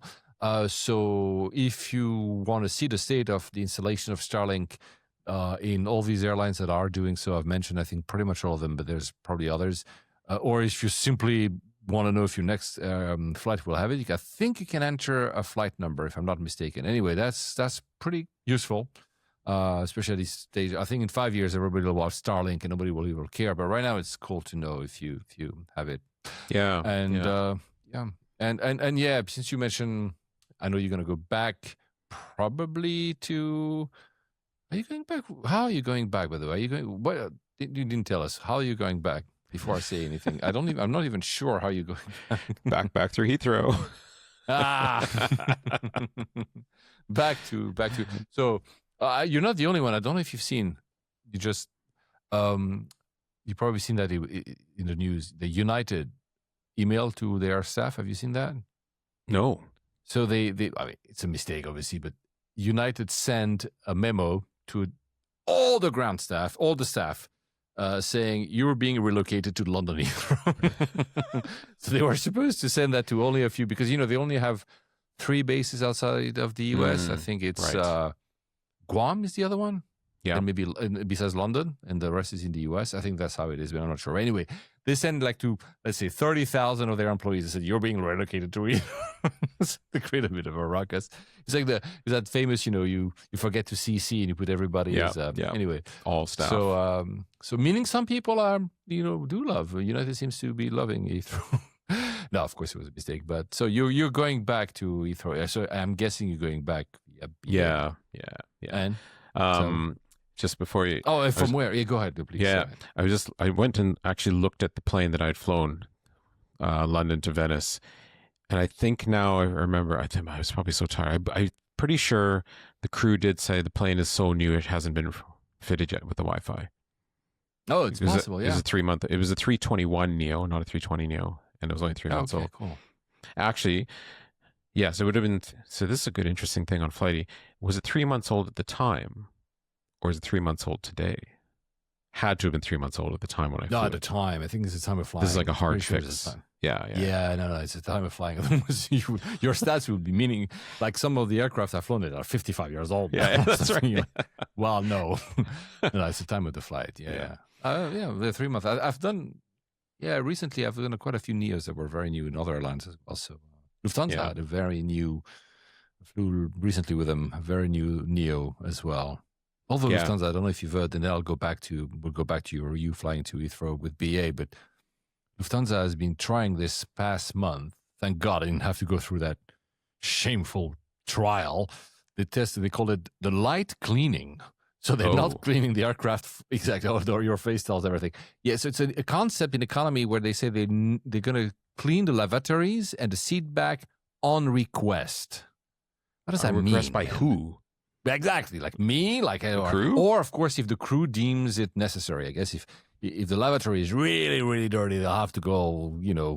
I mean, I understand to try to reduce costs, but come on, I mean, and then he's the one, the Lufthansa CEO, who I don't even remember his name, and I think he was a CEO, was complaining about competition. I'm like, yeah, of course. If you start not cleaning your aircrafts, I mean, nobody's going to fly you.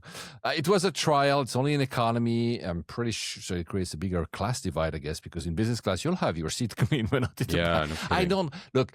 It was a trial. I don't know. I think the trial ended because it was during the month of March, so with the 31st of March. I don't know if they're going to actually make it something that will last, but I find it like cleaning on request in an aircraft. I mean, come on. Oh, well. So, BA, they do not, I don't know if they clean a request or do not clean at all, but... We'll have to come back to this where do you fly from? That used to clean a plane. Well, I flew out of Milan Linate. To get from Cortina to Milan, though, I had to take a bus. Sorry, no, I was driven to Venice to take the train. So again, this whole luggage thing comes up, and the train from Venice to Linate is the Frecciarossa, which is their high-speed train, which is very nice.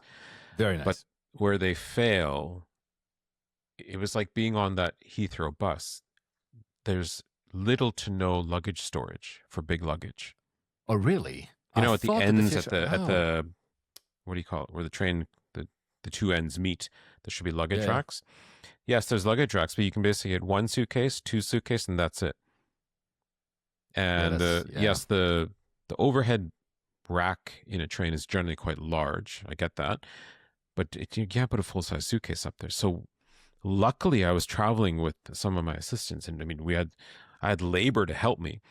But had I not, I was hold on that thought here. So you were driven, and then you had labor to help you. So basically, what you're telling us here, Vinod, is that you have an entourage, staff Full that follows entourage. you when you. I never understood that. That's a. I realized when you book a flight, you don't book for yourself. You book like 7, 8 seats because you need all the Yes, help. No, I'm yes. kidding, of course. Yeah, well, no, but you're right. On trains in Europe, I find more and more that there are less and less room for luggages. As you know, guys, I do not fly with heavy luggage. Usually, I do not, but I still find it really ridiculous that, especially trains that go to and from airports don't have Mm-hmm. luggage racks. You're like, what? Where am I supposed to put them? Like in the middle of the corridor? Yeah. I mean, And then the train cabin attendants coming charging around saying, "Move! No luggage in the aisle. I can't be here." I'm like, I get that, but where? Where do you physically want me to put this? Like, no help. But anyway, small gripe. anyway. Off back to planes. But I'm really interested in what you're going to say about Linate, because last time I flew Linate, it hadn't been refurbished. Linate has been fully refurbished, or at least, I guess, fully refurbished quite lately, I think 3-4 years ago, maybe. And it was a disaster before. It was really practical because if you go to Milan, it's in the center of the city, as opposed to Malpensa, which is in another country because it's so far from the city that it doesn't even count as Milan, but they just called it Milan because it just helps. This one is really in the center of the city. They also added a metro. Yes. So you can go directly, which was not the case before. And dealing with the cabs there was always a nightmare. So everything was really meh at that airport. Like the cab situation, it looked like the wear and tear was really bad. The coloring was awful. And I saw suddenly the pictures of the new, the refurbishment. It looks really nice. But I want to know from your mouth, from the truth of your mouth, does it look nice on the renderings I've seen, or is it actually nice in the airport? It's very nice. They deserve it it. is. For Milan, It is. good. It is nice. Yeah. No. It. I chose that to fly out of there. So initially, they had me booked out of Malpensa, as you said, at 11 a.m. with a 3-hour sit at Heathrow to connect for my flight from Heathrow to Vancouver. I have friends, I have family in London. I was like, whether I get an 11 a.m. flight or I get a 7 a.m. flight, it's all the same. I'm not doing anything useful in that morning anyway. Let's just get up and go, and switch me over to Linate, because you That's said good. it right there. The geography, it's so close. It was like an 18-minute drive from where I was staying by Central Station to that airport. Yeah, okay, exactly. So- Yeah, because it's a central airport, basically. It's in the city, basically. Yeah, exactly. Now, again, the luggage thing, when you go to work Olympic Games, you just accumulate stuff. You do shopping, you bring some swag, you get a whole uniform. I had to pay for and activate a third checked bag. So point being, I was arriving heavy curbside. I needed a cart. So this is, again, like 5 a.m. type of thing. And, okay, it's nice, but you got to pay for the cart. And they don't take card. So you need a €2 coin to pay for the cart. Yeah. Europe is so behind for that. I'm like, I don't carry cash anymore, guys. You know that? No. I mean, Especially and coins. Exactly, coins. No, it's the first thing I want to get rid of, and I usually give to charity. Up on exit. Yeah, BA does that. They come around with the envelopes of charity. Yeah, that's so not great. luckily, my taxi driver is a very friendly individual. And I said, can you add €2 to the fare? Can I, I'm not going to thief you €2. I don't think he added. He just gave me €2 because he saw I needed a cart. That's kind. Yeah, That's very very nice. Yeah. I had to use the luggage wrap service because that third bag was a bit of a rickety bag. So luckily that was there. But, the first luggage wrap station was not open yet. So I had to kind of traipse down the terminal anyway, got that done. They took card. So that was okay. And then I had to go for my check-in. So it was a standard economy seat from Linate to Heathrow. I didn't bother with any upgrade on that one. I did do the upgrade for premium economy for Heathrow onwards. So this is where when you say onwards, it's direct to Vancouver. back to Vancouver. Okay. Yeah. And this was done back in that September booking period. Yep. And same thing, I started looking at the luggage, and there's this thing where it almost has a bit of a retroactive effect in terms of if you have premium economy upcoming on a main international, your pre-domestic sort of no, not with BA. Did not apply. I was like, okay, great. I would have told you that. Yeah. Yeah. So my bags were right on the pushing the boundaries, like, 23, 24 kilos. Fortunately, the check-in agent I had was not terribly interested in weighing or paying attention to much. In fact, she couldn't even find my excess baggage add-on. She said, "Do you have the receipt for it?" Which I know from experience, I got to keep these things handy. So I was like, "Yep, here it is." Fine. Put it all through. Checked everything through to Vancouver, which was great. Now, again, like I mentioned, I was traveling to drop off some gifts with family and friends. So I was heavy on the carry-ons, absolutely heavy on the carry-ons. In fact, I had like a third extra, which wasn't going to exist after London. But no, the check-in process, apart from the cart, the passport control, security was a dream. Nice. It went fast. It was clear. It was fully instructed. The bins that have the shuttle and they move. You have like the plexis. You throw your stuff. Very friendly. It was so smooth. It was unremarkable. That was good because it was really, good. For me, it was remarkable how bad Linate was before. As in, you go to the city. Milan is the richest city in Italy, right? Yeah. It's where the money is.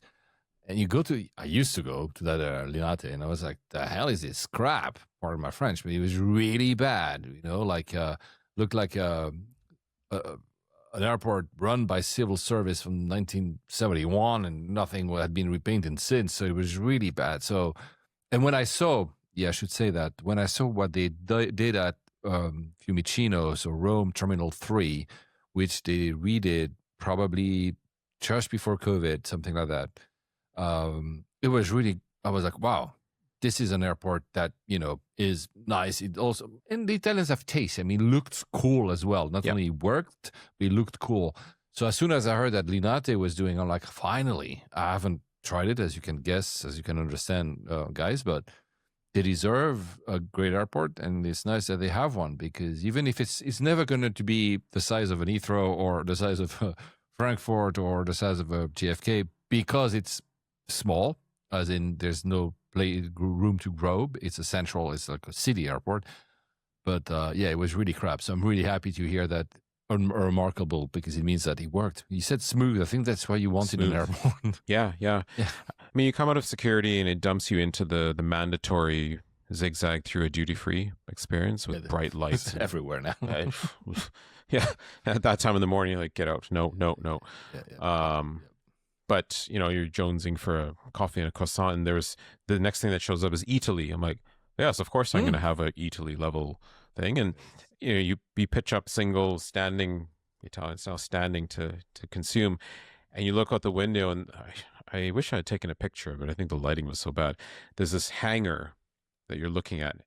It has Emporio Armani sign on the top, bright lights. I'm like, it's the Emporio Armani hangar. Very nice. You're still in Italy.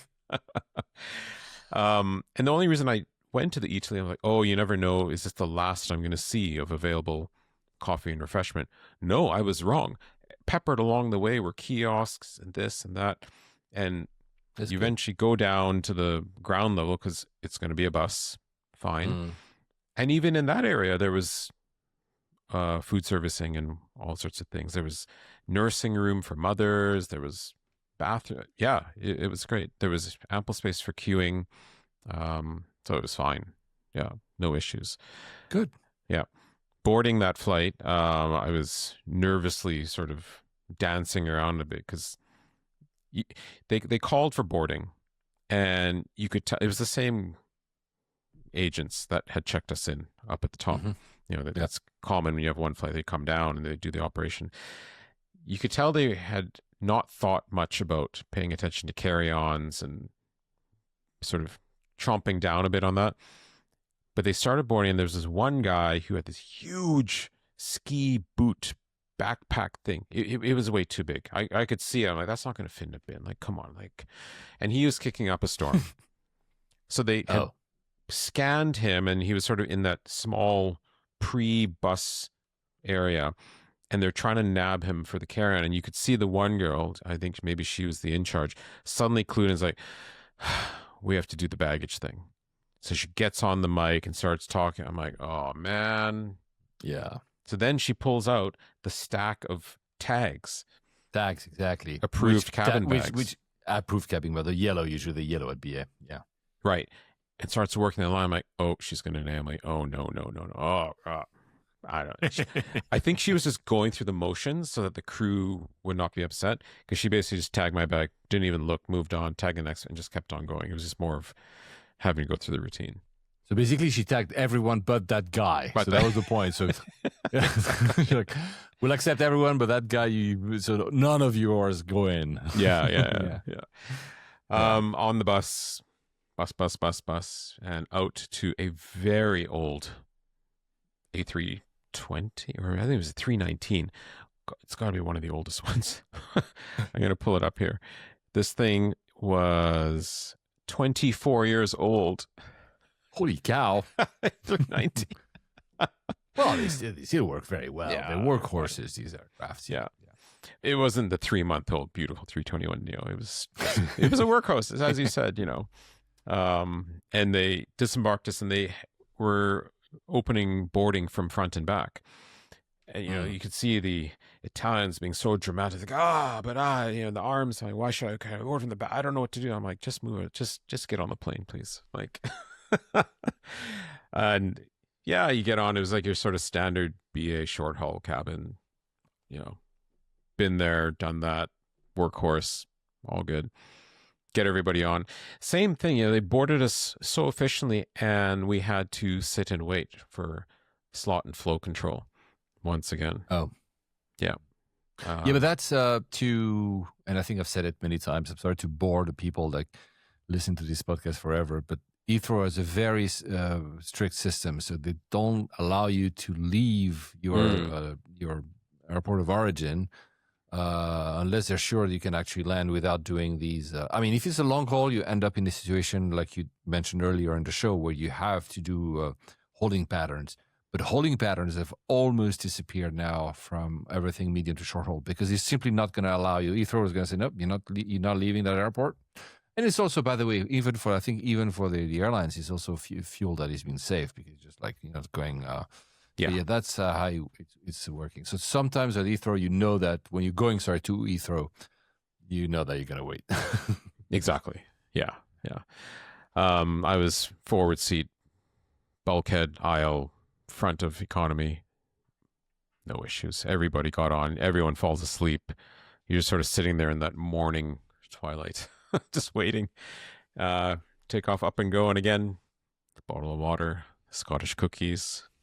I just want to mention that because that shortbread biscuit they give you, like just the one you just mentioned. So I took that flight to Rome, which I just said I won't do, but I still want to mention this because on the way there, I was going. It was early afternoon. And they said, "Oh, do you want a little snack?" And they give you a shortbread biscuit. On the way back, on the way there was early morning. So they give you like a shortbread. Okay, yeah. And the way back, it was 4 or 5 p.m. And I'm like, "Well, we're gonna give you a snack." They make an announcement for customers: give you water and a snack. And it's okay, and the same biscuit. I'm like, so basically, it doesn't matter the time of the day. You give this biscuit. There's no like pretzel or anything. It's just that biscuit. You probably have that biscuit loaded for any 2 a.m. You want something? That biscuit. It's like 7 that biscuit. That's the only. It's fine, by the way, right? It's actually a very good biscuit. It is a very good biscuit. But no matter if it's 7 p.m. or 10 a.m., you'll get that biscuit. There you go. Yeah. The prices they charge for everything else is just unbelievable.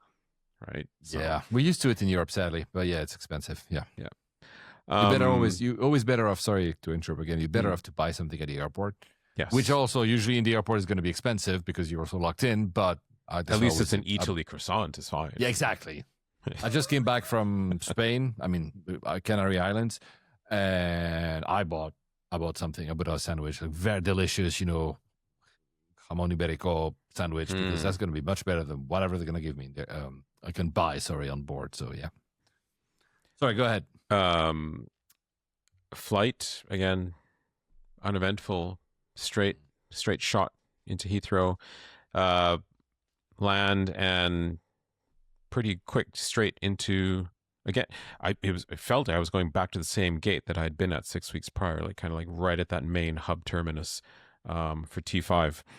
I disembark, and I didn't have to deal with the check bags because that was all going through. I was going straight out where my cousin was waiting for me. Lightning speed. I mean, I guess maybe what's arriving at T5 at 8 a.m., 9 a.m. It's more outbound at that point, I suppose, perhaps. But again, the E-gates, lickety split, and just walk. I was out and through so fast. It was great. Yeah, no issues on that part. And I'm sorry I could not meet you. Yeah, I was in Rome. You were in actually. Rome. Yeah, we probably flew. I was in Rome. That's the flight I keep saying I'm not going to talk about it. I keep talking about it. Yeah, I was in Rome, and actually there was the start of that whole Iran thing that day. I think pretty sure. Because I saw when I was start. I think when I came back from Rome, I think it was the 28th of February, was when I saw at Rome, Fiumicino, I saw on the ground Emirates and Qatar. They couldn't, they were staying there. They couldn't depart. So yeah. Oh well, that's another story. So you stayed a little bit in London, and I couldn't see you. But you were not bringing those Raincoast biscuits, so I wouldn't have wanted to see you anyway. That's my ticket to see you. Exactly. And then, so how was going back with BA on a long haul? Ooh. Well, okay, so it's an A350 1000, and Nice. it's slated to go out of T3. They've got a cluster of flights, select flights, A350s that operate out of T3. So I met my people, took the Elizabeth line back, and popped out for T3. Again, I had my boarding card, everything was set. Security was fine. Funny thing, I had a lot of cheese in my suitcase because I brought a lot of cheese back from Italy. And Heathrow security, that particular bag gets pushed to the side for inspection. Very jovial lady. I said, "You're probably looking at the cheese, aren't you?" And she just starts laughing. She's like, "What do you mean?" I'm like, "Open it up. It's full of Italian cheese." She opens it. She just has a hoot. So yeah. I just do the swab test. She's laughing the whole time. I'm like, okay, it's great. Nice. And again, it's T3. Flighty, I love it. Flighty tells you that gate before the silly board changes, and I just bolted straight for that gate because it was, yeah. And I mean, I was like, I thought I was pushing the time a bit because it was starting to get a little bit to that zone. I'm like, am I getting a bit too close? Now I didn't know exactly. I thought I was just going to a traditional gate, so I hoof it pretty quick. And so I had to bank in a quick call home to the family and all this kind of stuff. I'm like, okay, I gotta get all this through. So I get into that retail pit. I look at the board. It still says waiting for gate. I'm like, I have Flighty. Screw you. I'm out. In the UK at Heathrow, because these airports do not display the gate until last minute, it's really practical because you're always going to be ahead of everyone if you have Flighty or TripIt or any of the others because they just don't display the gate. Never. Yeah. Well, so be it. The gate that I had to go to was another bus. I'm like, we're going to do an A350 on a bus. Are you kidding me? Oh, wow. But what was interesting, again, I think premium economy puts you in group 3, which is nice. So nice. And this is the first time I've kind of seen it, and maybe just because I haven't done it so often, they have sorting for the buses now by your group. So there was a separate, so business class, and I guess groups 1 to 3 had a segregated section, and then all the rest in the other. So it's fantastic. I go in, and it doesn't necessarily sort you. You don't get a dedicated bus, but that haul worth of people gets on the buses first. And if you're late for that, well, then so be it. So they loaded us, and maybe it was us, and maybe 3/4 of the bus was zones 1 to 3, groups 1 to 3, and then however bits of 4, etc., were coming on with us. And we went for a drive. Oh, did we go for a drive? This aircraft was parked at T5. Oh, God. Like, come on. It was literally in that stand positions of 5. There was like a bunch of 350 tails there, and we were one of them. I was like, so you make us do the whole T3 thing. I get it, because that's what you branded it as. But you've parked the plane. I don't know what, obviously, what the flow control and gate assignment is for that day, but we went for a very long drive. And again, the commentary in that bus. Oh, we're driving. Oh, they can't afford to. Oh, we don't know where. Yeah.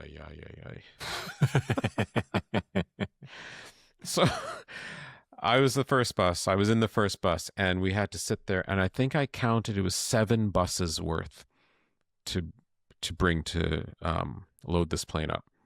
Well, it's a 350-1000. Yeah, exactly. So I was in premium economy, first row, window, bulkhead. Oh, nice. Yeah, lots of room, which was good. So one of the things I do, especially with long haul, especially with, well, I don't know if I can do this anymore, I always bring a treat for the crew, box of chocolates or something. Yep. And with BA, I love to say, hey, just want to drop this off. Wish you guys well. I used to be part of BA, share the love sort of thing. So I get in, I drop my stuff, and in between these intervals of buses, the person's just standing at the door, hanging out with the colleague, just waiting for the next bus. Perfect time. It's quiet. I go, I have a nice chit chat. Oh, what did you do? Oh, Calgary, used to work. No.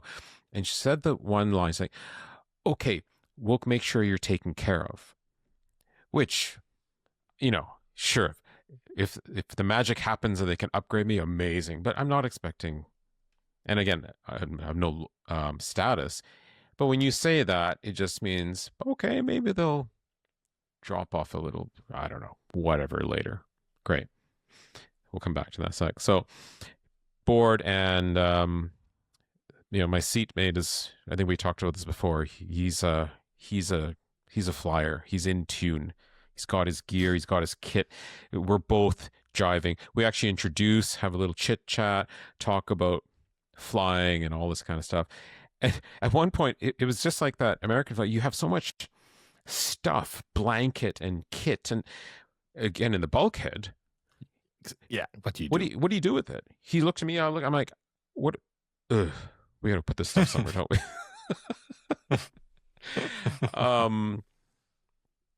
We close up, and it was a beautiful takeoff from Heathrow. It was a sunset takeoff, because it was around 5:30, straight out. And I still take videos of takeoff. I was next to a Rolls-Royce logo on an engine. Like, oh, they see me on the screen. They're watching me. Oh yeah, right. Ben was watching you. Was tracking you. Yes. It was amazing how quiet the engines are on that aircraft.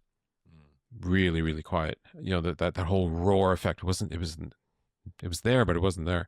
Up and away, right out, views, everything. And, we kind of settle in and go into flow. I did not hear a single anything from that crew from that statement that was made earlier. Nothing. Zero. They shouldn't have said anything. Just don't say it. Just say thank you so much. It's fine. And some people don't care that you've been a crew. Fine. I mean, but then if you say something, maybe that's British, saying something just to be nice and then not doing, I don't. Yeah. British, not British Airways, a Britishness.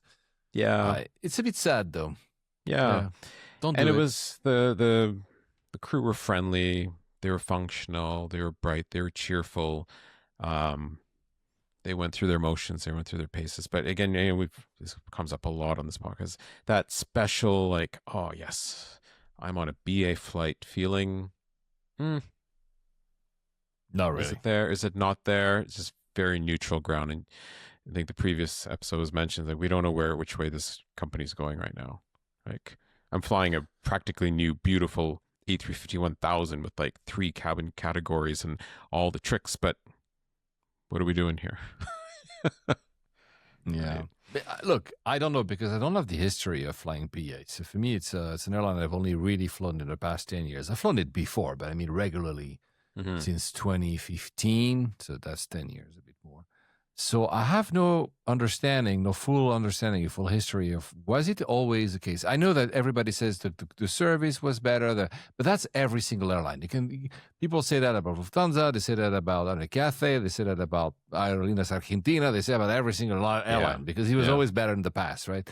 So what I'm trying to say here is more: was it not always a very stately airline? You know what I mean? Like corporate, not in the bad sense of corporate, but like made for corporates. You know, it's the colors are very not dull. This is unfair, but like it's dark blue and black, solid. And everything is like solid. Everything is like it gives you reassurance. It gives you this sense. That's why I say stately. It gives you this sense of evenness, and maybe that also creates a sense of not being fun because it's like in a corporate office when you enter the aircraft. So that's why I don't know. Was it always the case? Was it ever fun at some point? Because you go to Virgin, of course, we know it's fun, but that Virgin was a reaction to BA.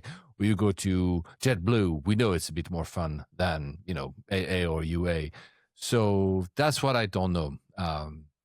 But to your point that we don't know, I don't know. Maybe it's just there. Maybe it's just, again, to use that word you used earlier, it's just there. It's there. BA is there. Yeah. They're good enough that people will still fly them. They're not remarkable, but they're not bad. So they're there. They're not bad.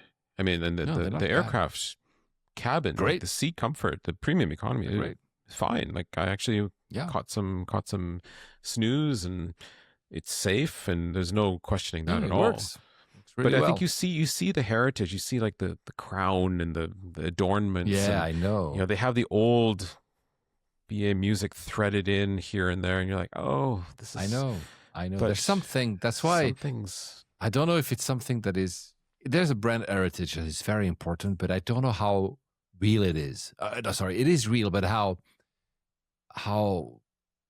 imaginary I made it, because for me, I link, and I said that a few episodes ago. For me, British Airways is James Bond. Is the airline I was watching as a kid. I mean, I do not belong into an aircraft from British Airways because I'm not part of the royal family. That's the feeling it gives to this day.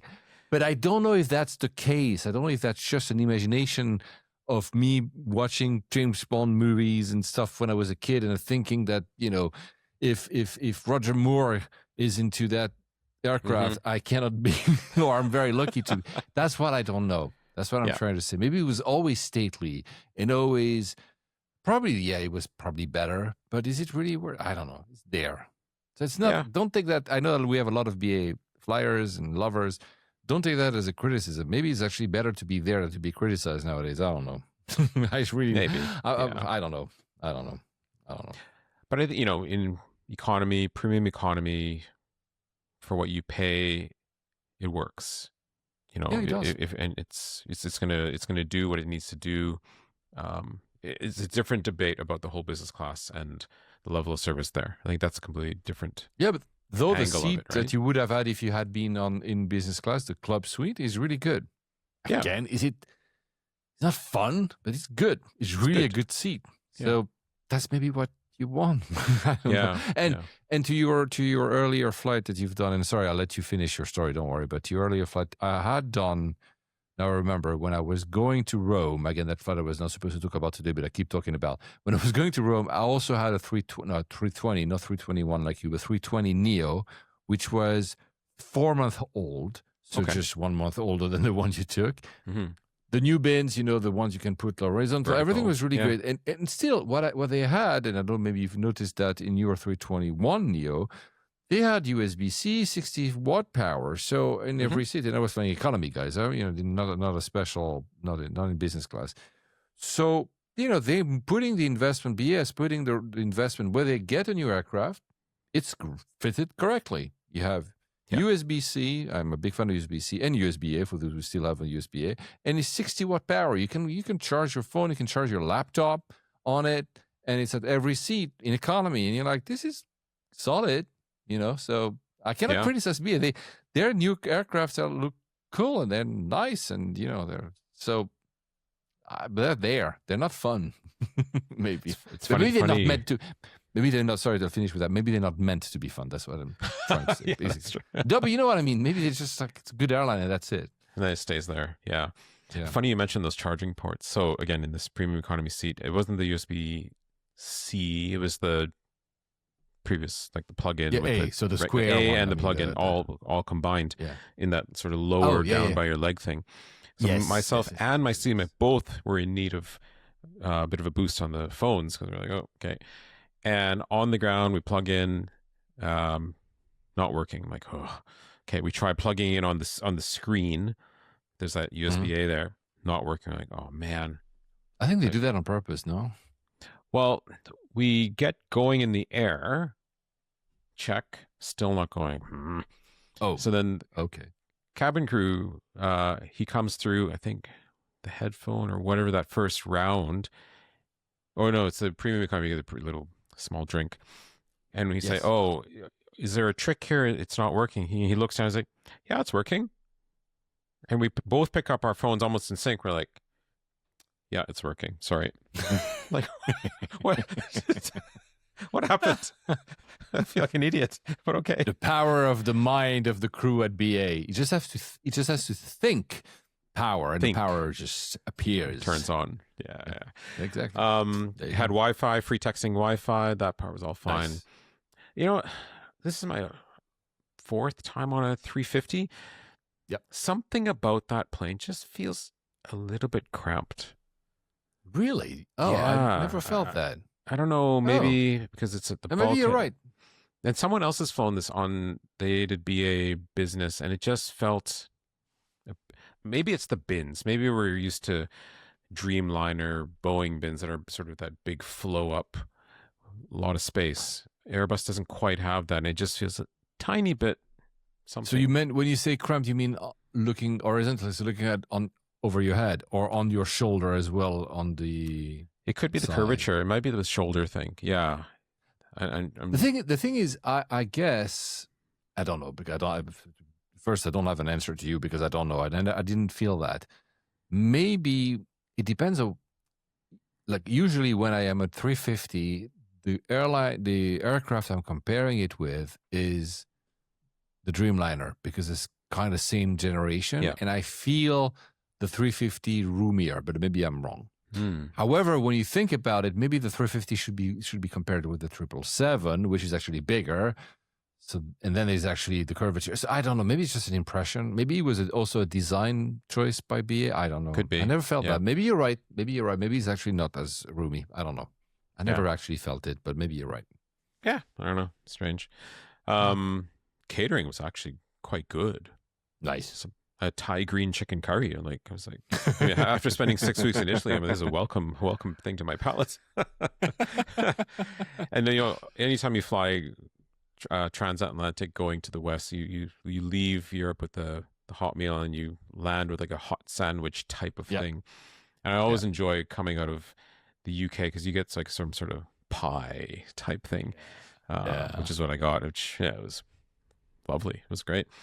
Nice. And then into Vancouver, straightforward, no issues, and had a wonderful, my family picked me up in a surprise mode and I wasn't expecting them. So that was a nice way to end and arrive home. So yeah, it was a epic trip. That's cool, man. So it was a one-world trip as well. Flagship.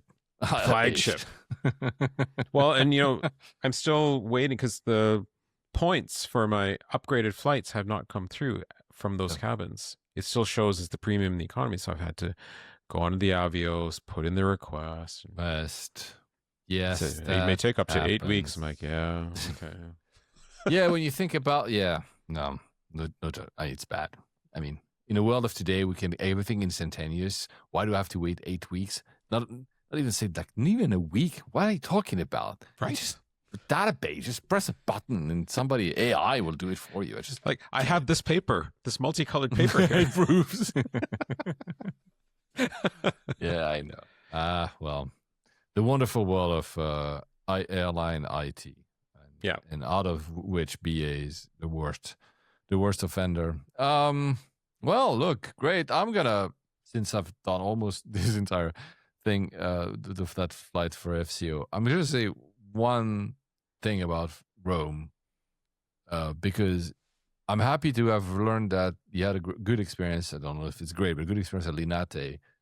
Because no matter what I just said about, I'm happy that the Italians have improved their airports, and Fiumicino Terminal 3 was the first of those I saw back in the day. Man, I had the worst customer service possible ever at an airport in Rome. Just try to buy a sandwich. I've never seen someone not giving a shit as much as this dude. It was really the worst. I was going to the gate. I just wanted a sandwich. As we had the discussion, this is why I wanted to say that, because we had that discussion. Should you buy something before? Right. So I'm like, oh yeah, I'm in Italy. I'm going to buy a nice sandwich before I take my flight back with BA, because otherwise the only thing I will have is that biscuit we just mentioned, right? 7 p.m. biscuit, no pretzels, biscuit. So I'm like, I'm buying the sandwich, and the guy is leaning. There's no one. I'm alone in the queue. The guy doesn't even come to you. I'm like, I'd like to point to the sandwich I want. He's like, no, you need to pay. Come in Italian, and I speak a little bit of Italian. You need to pay first. I'm like, yeah, but how can I tell you which sandwich it is? So I go to this register, and then he's like, I want that sandwich. Which one? Yeah, anyway, I don't want to do that. It's Kafkaesque. So, but really, so Italy, if you these airport providers, just fire them and get better ones. That's my message, basically. Because if you don't want to work and you're impolite, you have other. And by the way, you grab the wrong sandwich afterwards. Anyway. There's plenty of other people that actually like to work. Yeah. So it was also a nice flight, and besides that little sandwich, and there was the arrival was maybe I mentioned earlier that Heathrow had these things where, they give authorization for you to depart. We were on time, right? We left on time, we fly on time, nothing remarkable. And, they do that announcement, we'll be landing in 20 minutes.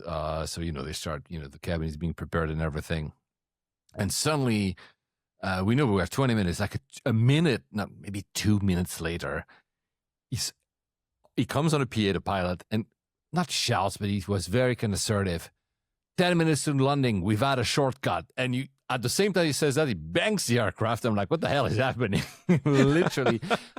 I've looked at the flight path afterwards, and indeed probably was giving a shortcut to go ahead of other aircraft that were maybe late. The tower told him, you know what? There's a hole there. Just go for it. And literally, you can see the normal approach that we all do to come to Heathrow when you do West 30s, and suddenly there's a big cut, and he goes right in front of everybody, and that was amazing. So yeah, that was. But it was really the way he said it, like 10 minutes to landing. We've got a shortcut, and when he said the word shortcut, the plane starts banking. I'm like, right away. What is happening?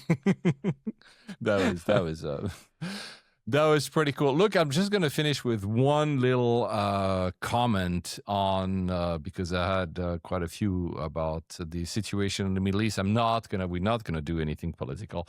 The only thing is that I hope you guys have actually, and I hope you, Vinod, has actually booked the flights you want to do later this year, because they keep increasing, their prices keep increasing.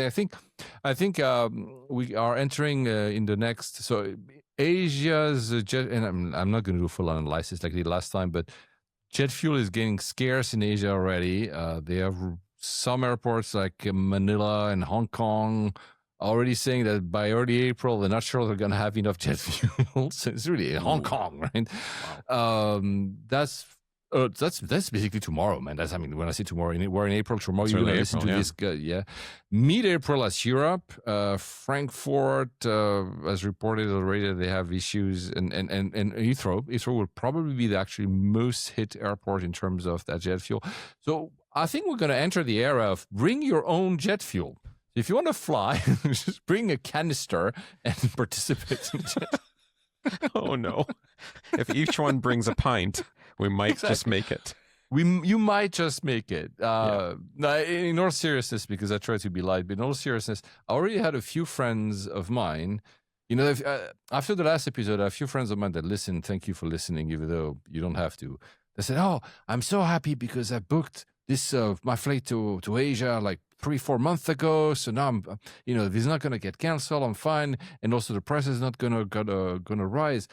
Well, one friend of mine got an email saying, "Well, we're sorry, but you has booked this flight. They adding an extra surcharge, Even though it's already booked." Yes, a surcharge. That's a Chinese airline, but it is what it is. And another friend of mine has gotten his flight that he had booked 7 months ago, so quite a bit ago, canceled. And not canceled out of because it changed the schedule because they're reducing the number of aircraft that are flying because they not say they're not enough jet fuel, but clearly it's this. SAS and other airlines have already reduced. So so not only the prices are getting higher, and maybe your flight is at risk as well. So guys, good luck. Where is it? No, hold on. I'm gonna put it louder. I just want to tell you both good luck. We're all counting on you. Good luck to all of you if you're flying. No, look, I hope it doesn't. We don't know because it's been, we're supposed to be 3 days or like a month in or something. Yeah. We don't know. None of us are forecasters, but it's dragging a bit, and that's not fantastic for many reasons, especially for us flying. Jet fuel is still super high. I hope that. But yeah. So did you book anything interesting in the next in the past few weeks before these price hikes? Have you booked something? You don't have to tell us what did you? Yeah. Yes, I booked something in Asia for August. I had booked this before even leaving originally, so that was long booked. But good. I do need to book some domestic, so I might just be doing that today. Yeah, I think. Let's see. There's maybe the next episode, which will probably be around May or something. Maybe we'll say, well, the world cannot fly because there's no more jet fuel. No, of course not. It's Mad Max now. Yeah. We'll be doing reviews on containers. There you go. That's a good idea. I will change the name of the show. I need to find a name that reflects that era of Mad Max we are about to enter. Sorry. Anyway, man, let me put the music. So, you booked something for later, but do you have anything coming up, like a flight soon? My usual wide-body domestic. I'm sure we're going to have that story next time. Yeah, I got one already. I got another one coming up. And me is going to be a short-haul European. I've got a few coming up. What's the next one? Closest? I don't remember. Geneva, maybe? So, again, nothing extraordinary. But, as you know, guys, in a forthcoming episode, probably the next one, I still haven't said how I went to Dubai and I escaped Dubai just before this whole thing started. So that was going to be probably the topic of the next show. Very good. On that, my friend Vinod, happy flying, and don't forget to bring me Raincoast crisps, because I really miss them. Happy flying, everyone. All right, take care, guys.